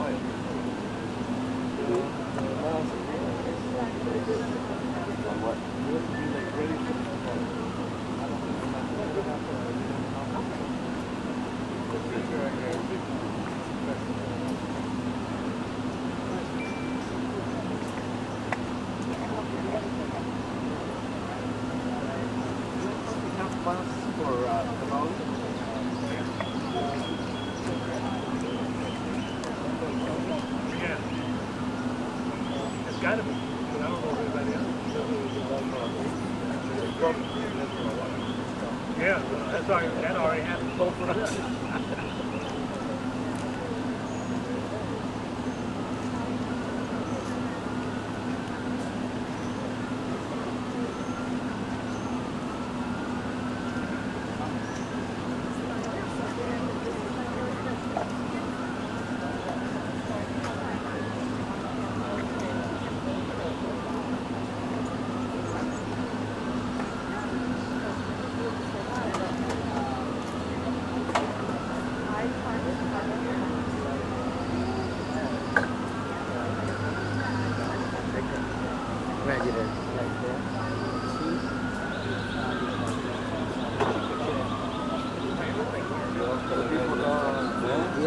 El tipo estaba filmando ya en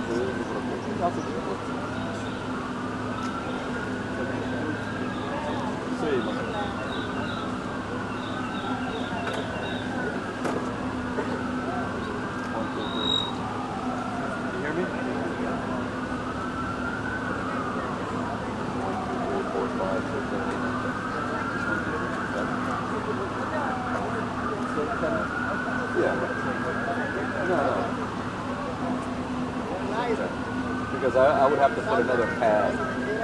So. Oh, wait a second. If I'm have to do another pad, then you have to have split channels, right? I can't put the left on it. No, I have. The TA5 what? Normally I have always my personal microphone. They sell me microphone. It's probably the same thing as every other, but I have it always on line level. So it's easier for me to change it. Because if it fixes it in many, but anyway, then you have to go, whatever. Yeah, I'm sure he doesn't know. So.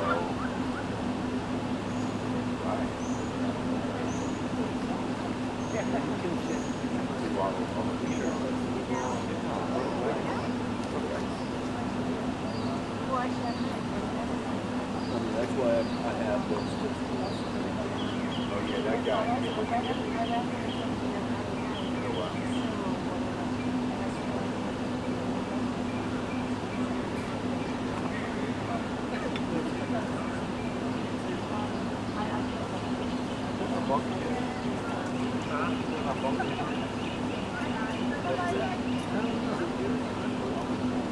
Wakes me up in the morning and say that even when I don't want to wake up, it's outside my house. I have one who has like with numbers like 3:30 in the morning.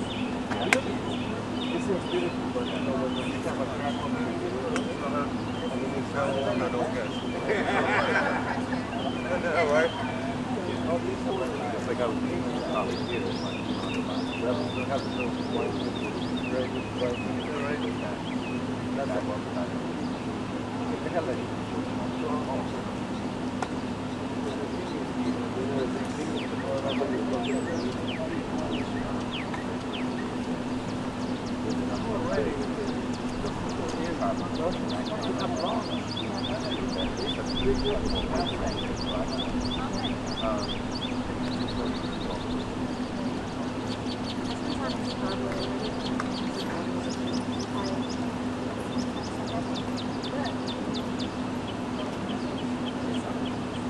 You know what?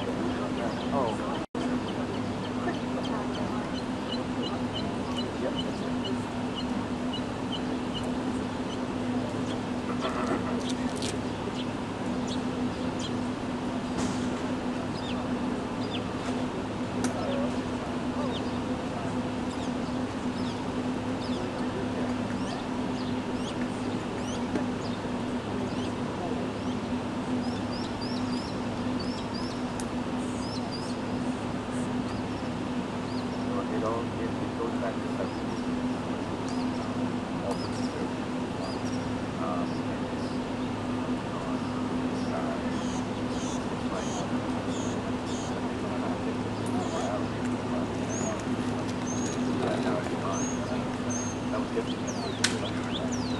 Thank you, Fred.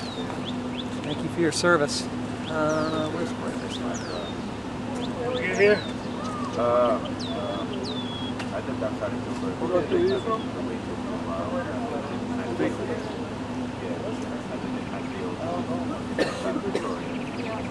So I had a chance to get it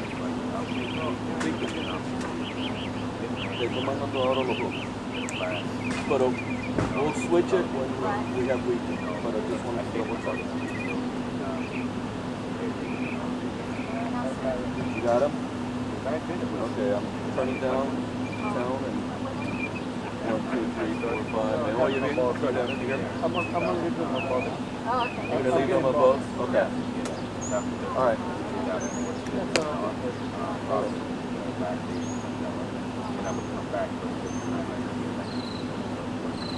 I went back to the election.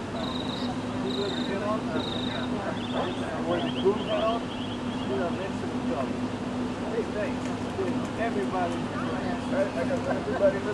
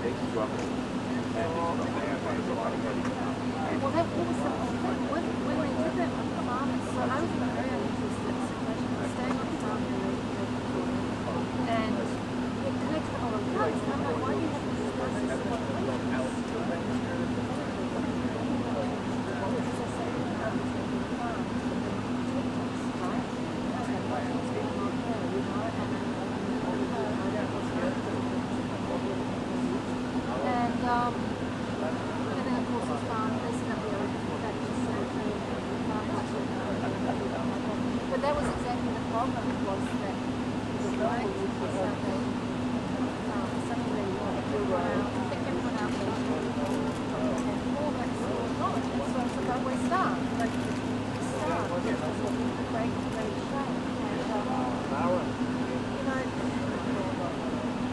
And, well, if you see how they started to fight back.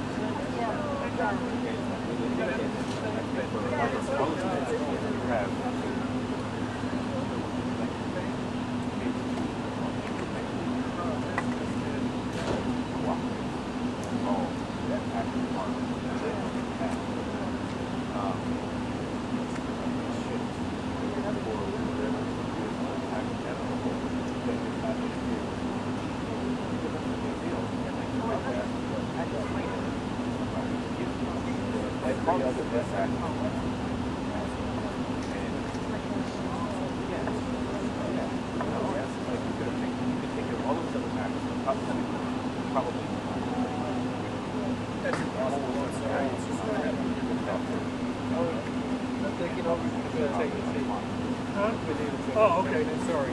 No problem. Thanks again. Good. Take it easy. I'm going to try not to.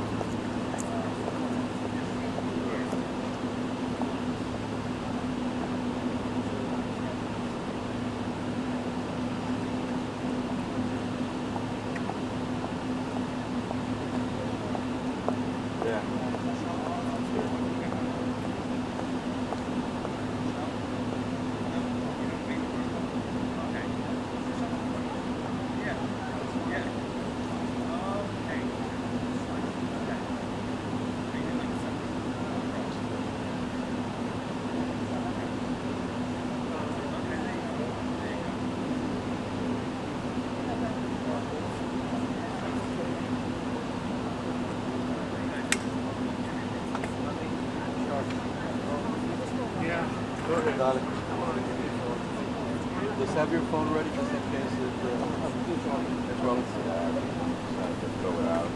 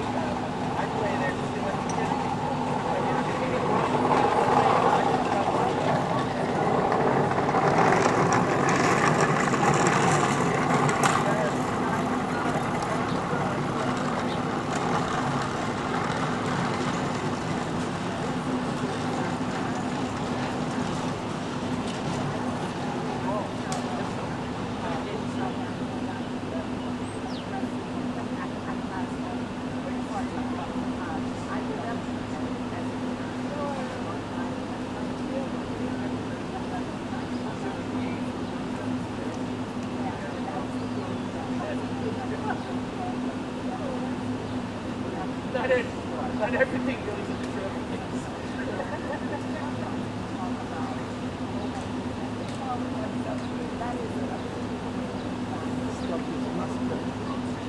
It wasn't like that. Where to go, huh?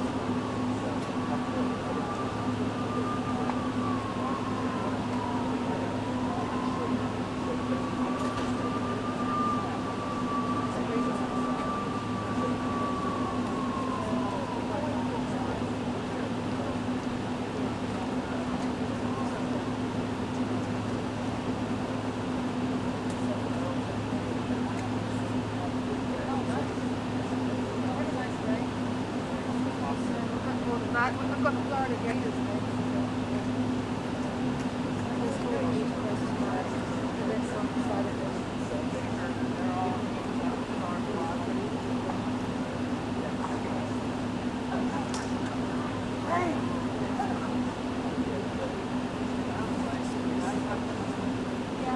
But if he comes out, just because I particularly want that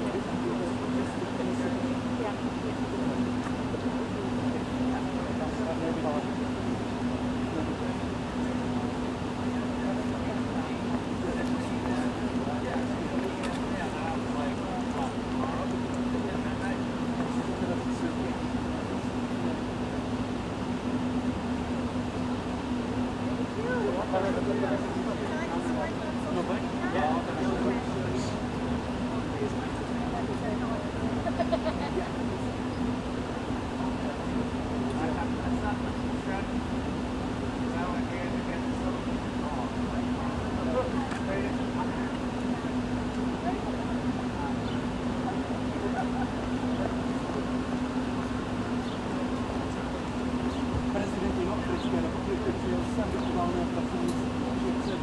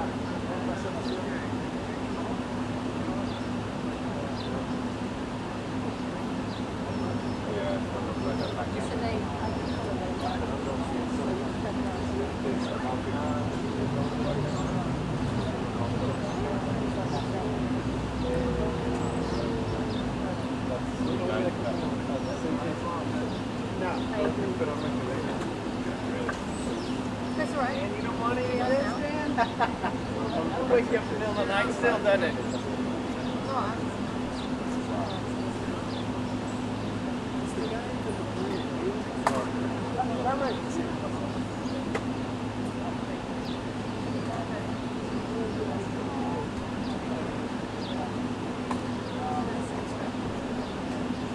What are you going to make for dinner?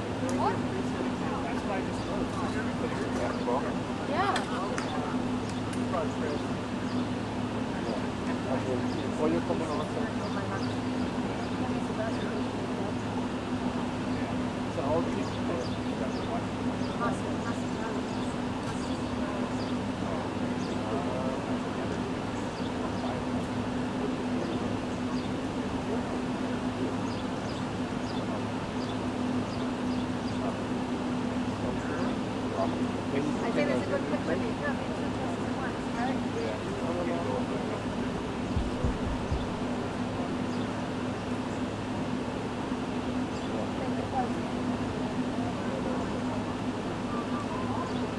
El carro, ¿cómo subió? Sí, con la pero sí, sí, el carro. Los brakes they all take it. But yeah, you want to start like you have to make an appointment. You know that like only they're going to be on. So that's the problem when you start with driving yourself. So yeah, you don't want to make this light is on and it's going to come out. Because it's close to the metro. You know, you can drop it and then you can come out.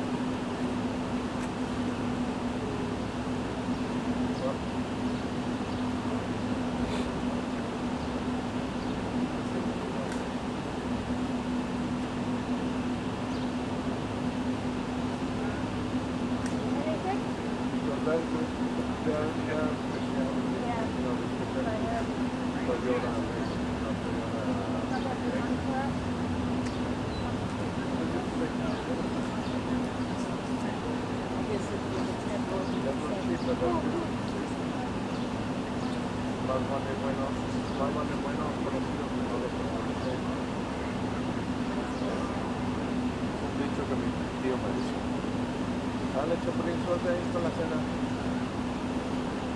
Dale, vamos siguiente la quemada.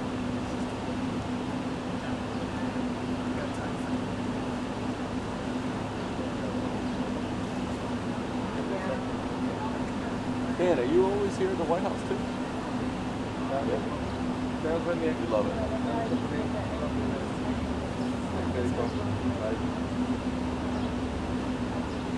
Oh, it's cooking for you tonight?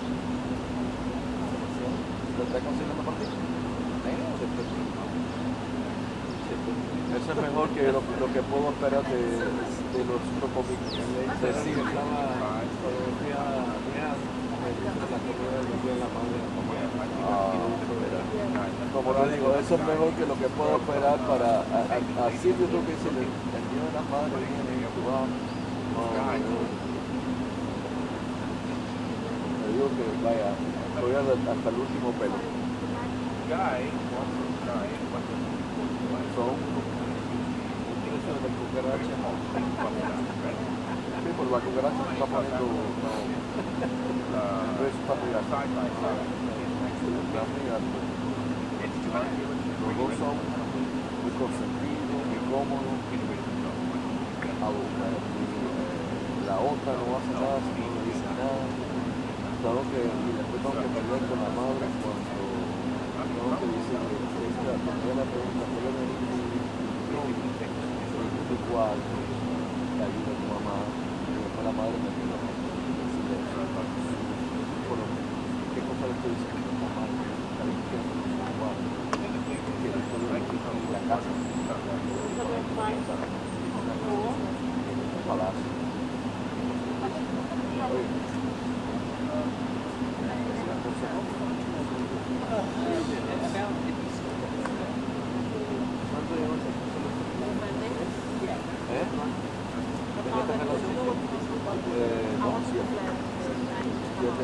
Pero te digo que no estamos así, porque no le veo, ella piensa que tener, no cambia. O sea que ya son 9 meses de trabajo. Yo le estoy diciendo, le he hecho posible el trabajo con ABC como todo, si no lo puedo, lo votaron. Ayer le digo, ¿has aplicado? Sí, voy a empezar. Y la madre lo apoya. Fíjate que yo lo que le dije así, yo de adelante, hice un cálculo. Nosotros, lo que yo he gastado, el año pasado solamente, por eso solo eso, puede ser más. Saliendo a comer todos los fines de semana. Te gasta por lo menos 200. Nosotros fuimos a Cuba de ayer. Por lo menos te está gastando 200 por otro. El cálculo era cuando el apostador mío estaba mirando la cosa, casi $600 al año.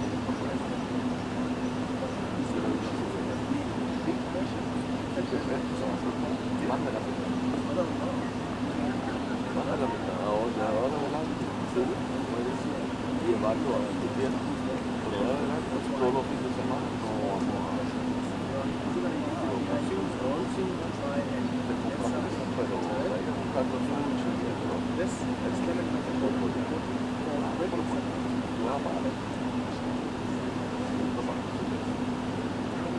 No se lo merece.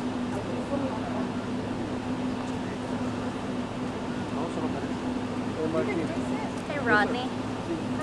Are you sure you're good? I can't bring you anything? Okay. All right, just waiting. Okay. We just finished preset in the East Room, so all the guys are back if you need anything. Yeah. Appreciate it. Yeah.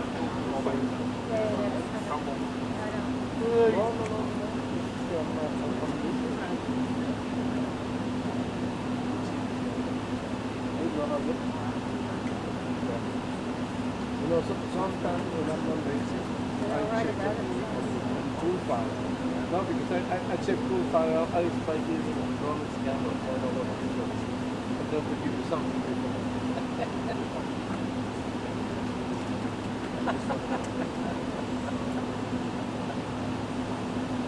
Oh. I thought you were listening to Bunny on Bunny. It's in Spanish. So It's in Spanish. It's called Spanish. He's here with me.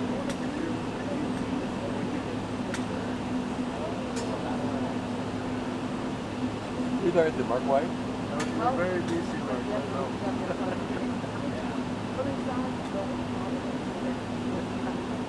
Thank you, Mark.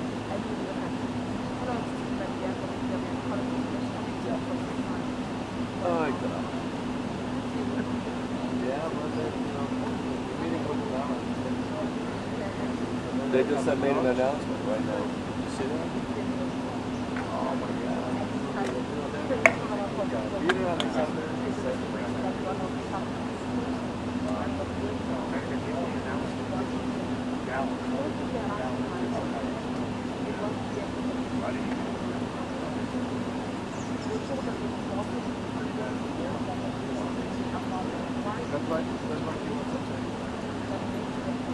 What?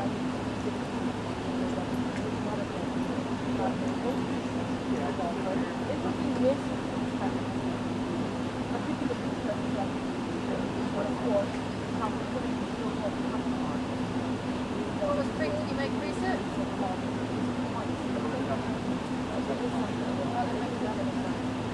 Oh, sorry, I missed it.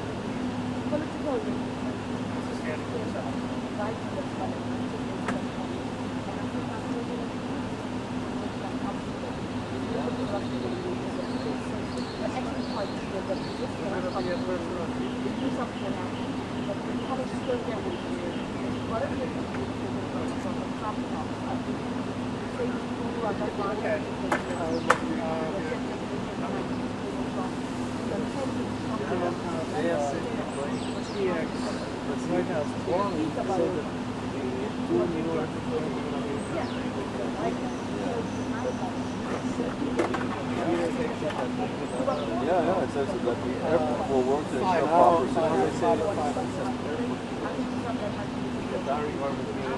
White House transmit 4.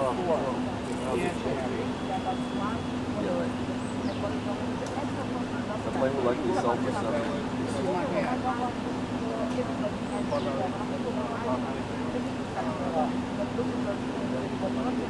Hold on, I gotta call. What do you want? Okay. Hold on, I gotta call up. Let me call you back. I'm at the stakeout. Yeah. Come on up, man.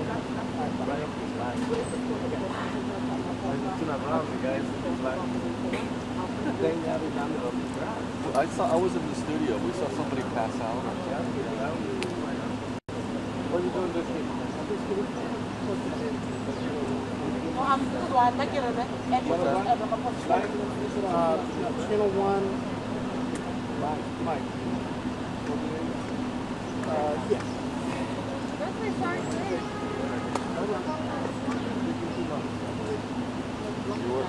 You need anything?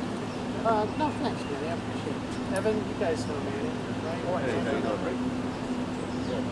Right, so we're not going to be sure for that. I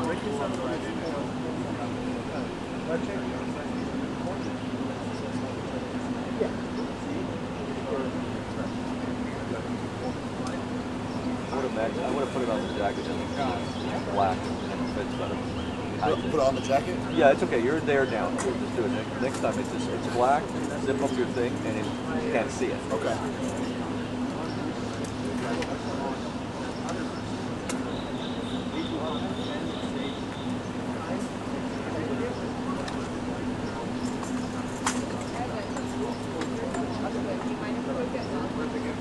Where are you going? Yeah, perfect. Go. Will you pick up chocolate for me? Yeah. Okay. I'll order now. Just it'll be ready on the wall. Yep.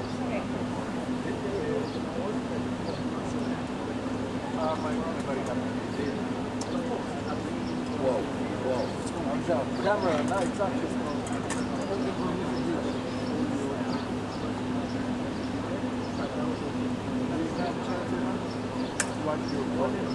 Why am I dude, that's how I come. Is it tight? There you go. Test 1, 2, 1, 2, 3. Test 1, 2, 3. 4, 5, 6. How now, brown cow? How now, brown cow? Alright, let's go off the practice now.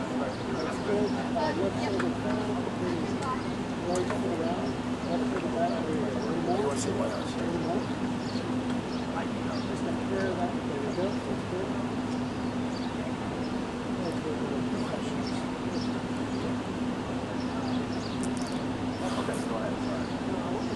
there I was, Dan. In the shade.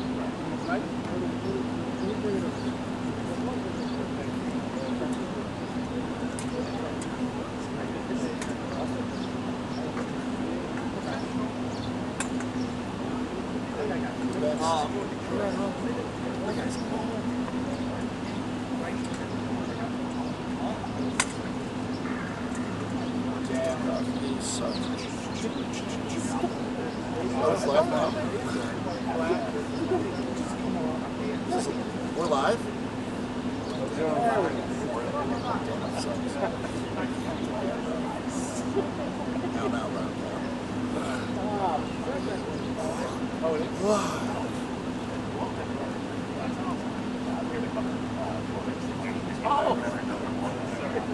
Your lights off.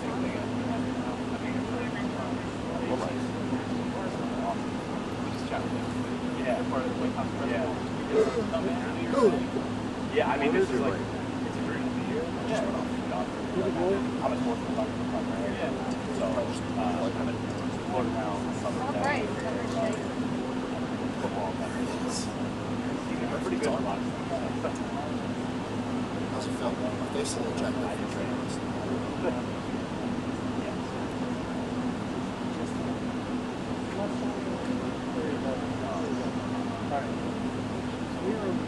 Okay.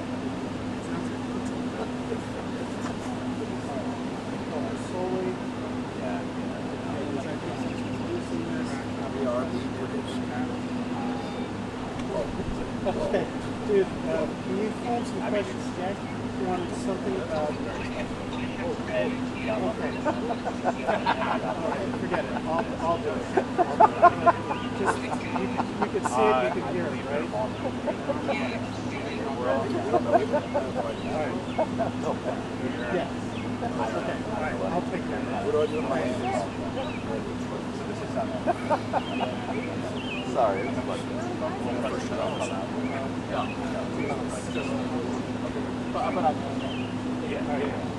Can you...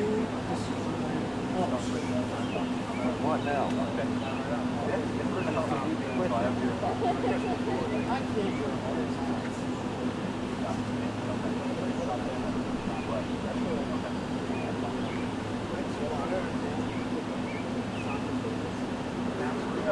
Oh, and I'm wild. So I have a new map for you now. Okay. This time.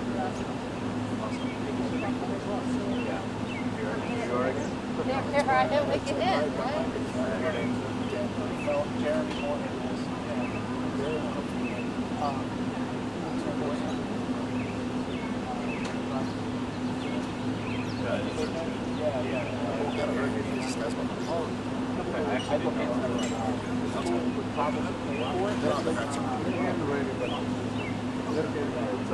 There was 5 minutes that we That's okay.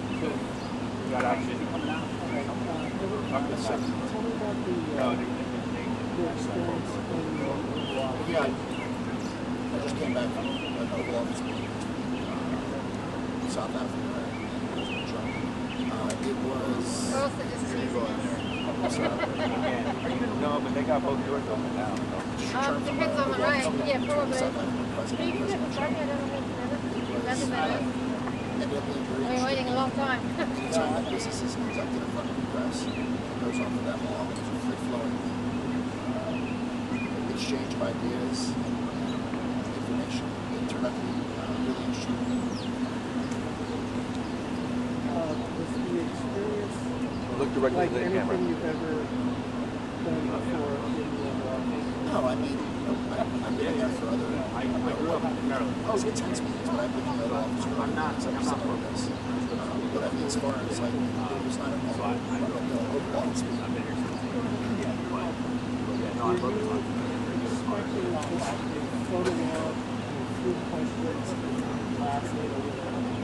Yeah, I mean, anytime, with President Trump, anytime, you don't always know what you're going to get into, but I think we're for a lot of questions in the crowd, but before we went into the room, we were told that there would be a video that was released, so that kind of piqued my interest as a photographer. So I wasn't so sure what was going to happen. So, once I knew that there's a possibility that a video would play, that's when I sort of started, I started looking around the room thinking that this might be a little different than usual, and it did everything, obviously. As it progressed, can you give us an impression of what the atmosphere was like? What was the vibe like? I think as a still photographer, just looking at the body language, which was really interesting. At times it was tense. At times they were laughing at each other. But overall, it was I'd say definitely a different day at work today. Was the rest of the press corps anticipating something like this, an evolution of it? I don't know if it's anticipating what happened. As it was going down, we all sort of looked at each other like, wow, this is very interesting.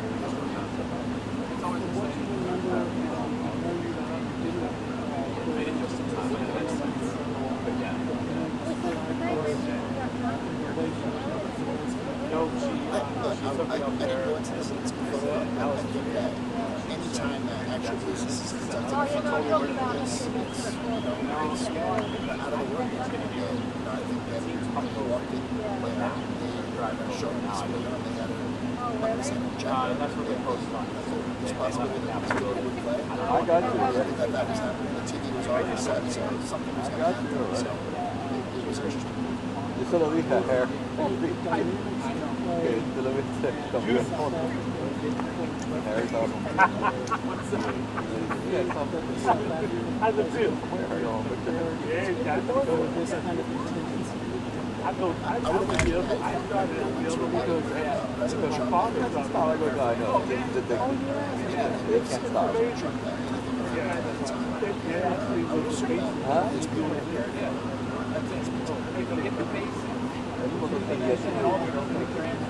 Oh my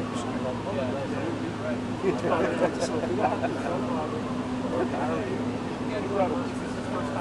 can know it.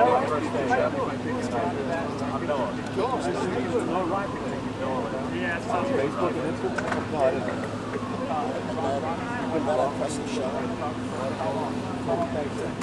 Sorry, guys. Sorry, guys. What, 2 years? Huh? 2 years? Oh, yeah. Cool with that. Very good. That was a great interview, man. Missed your call. Yeah, it was too long. Ooh, I feel a couple of them. Let me see if I need to get it back. It's a little chilly and silly. The chilly part that I'm worried about. Yeah. That's what I did. Started out that way. Yeah. Even though I was shooting. Radar something? Yeah. Then I tried to transfer some of that into this. Oh, yeah, you would. You think so? You just have to find, the thing is to find the right person to do the set.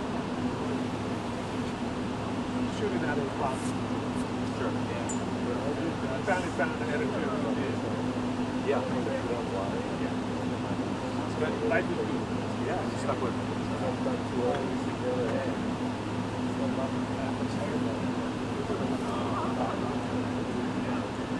My boss was very don't tell her. No, she doesn't. Sorry about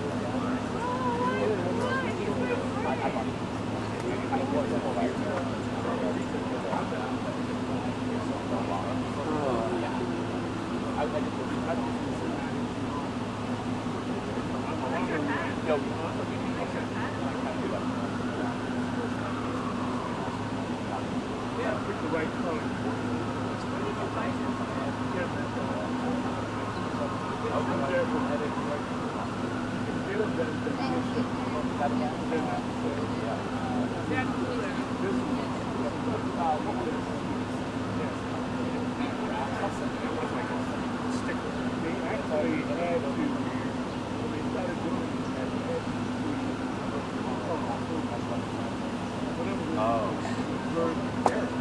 Lunch did until 3:30, so...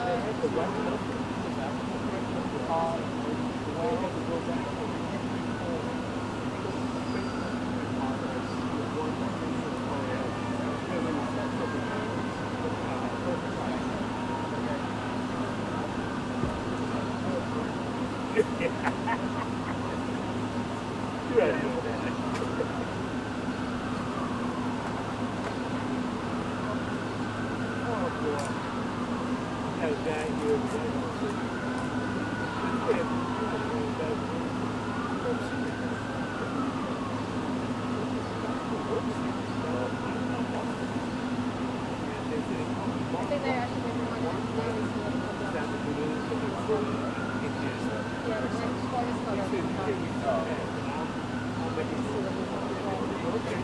Oh, I've had it great at some point. Yeah. Like, gee, look at him.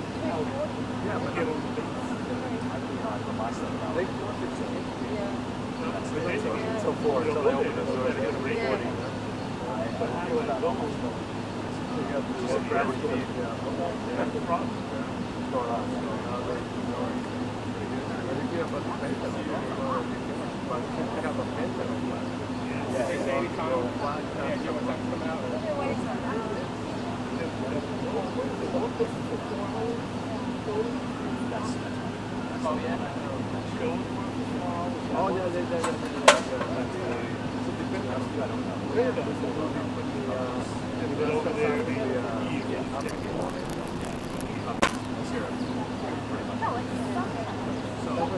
I met him doing sports.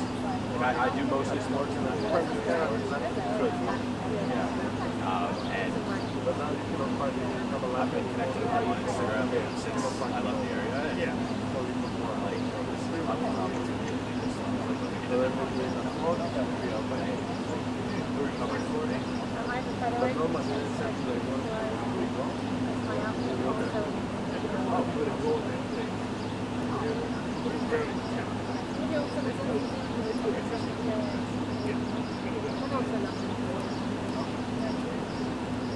Are we on the way? You don't know? No answers?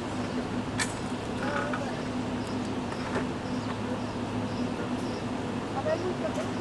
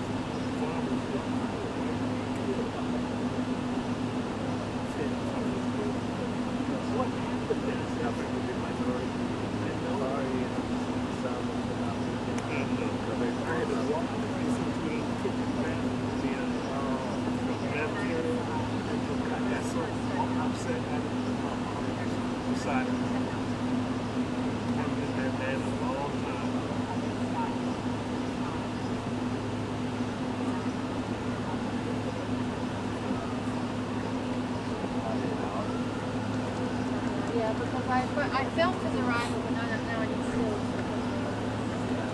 Yeah, I didn't do it out there.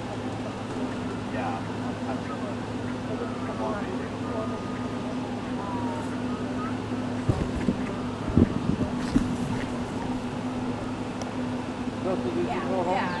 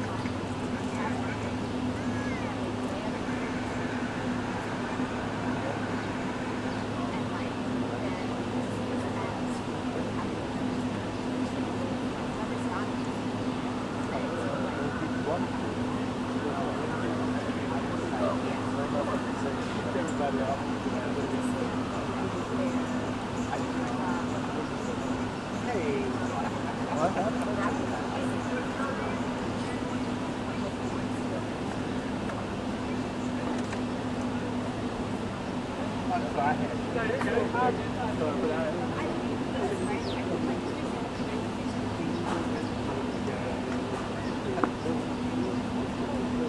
You know, but I call you on the Siri. He goes, Siri, call Victor Ulloa. He goes, calling Victor Ulloa.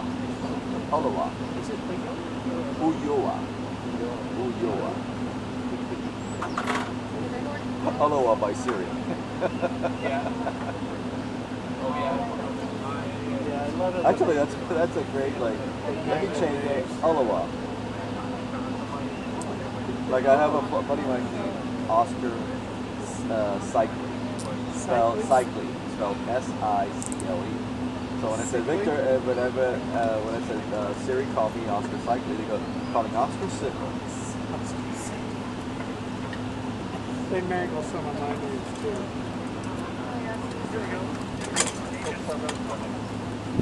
Here, Victor.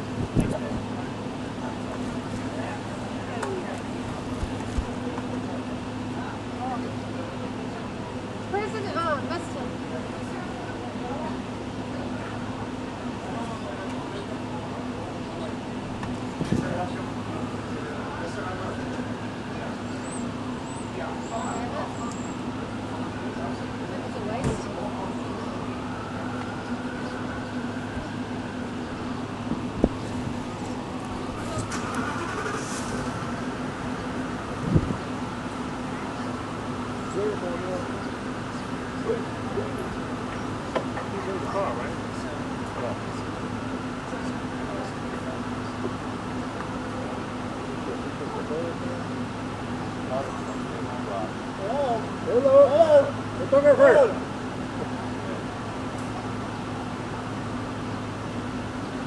Thanks, guys.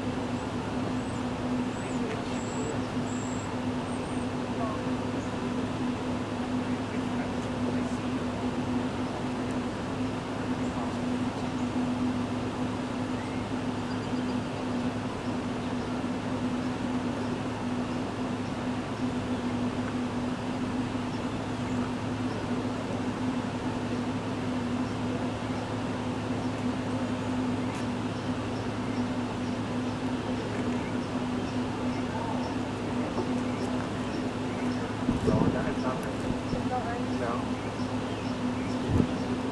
Sorry. So is everybody else.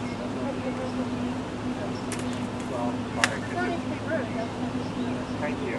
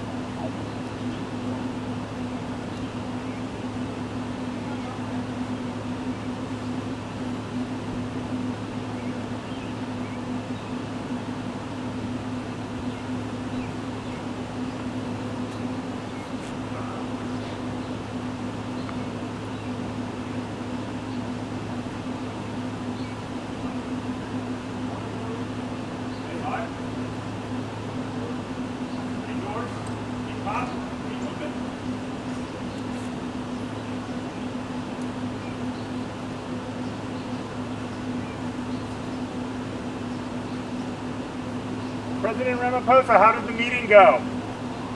Very well. Do you think the president heard you? Yes, he did. Very well.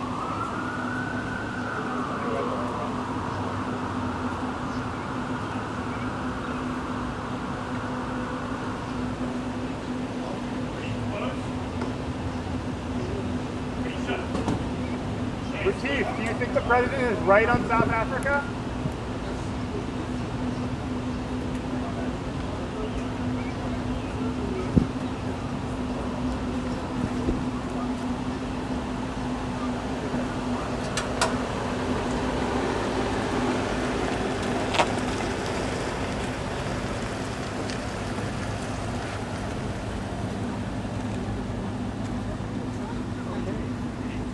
Worth a try. I appreciate the hustle. We're a visual meeting, pal.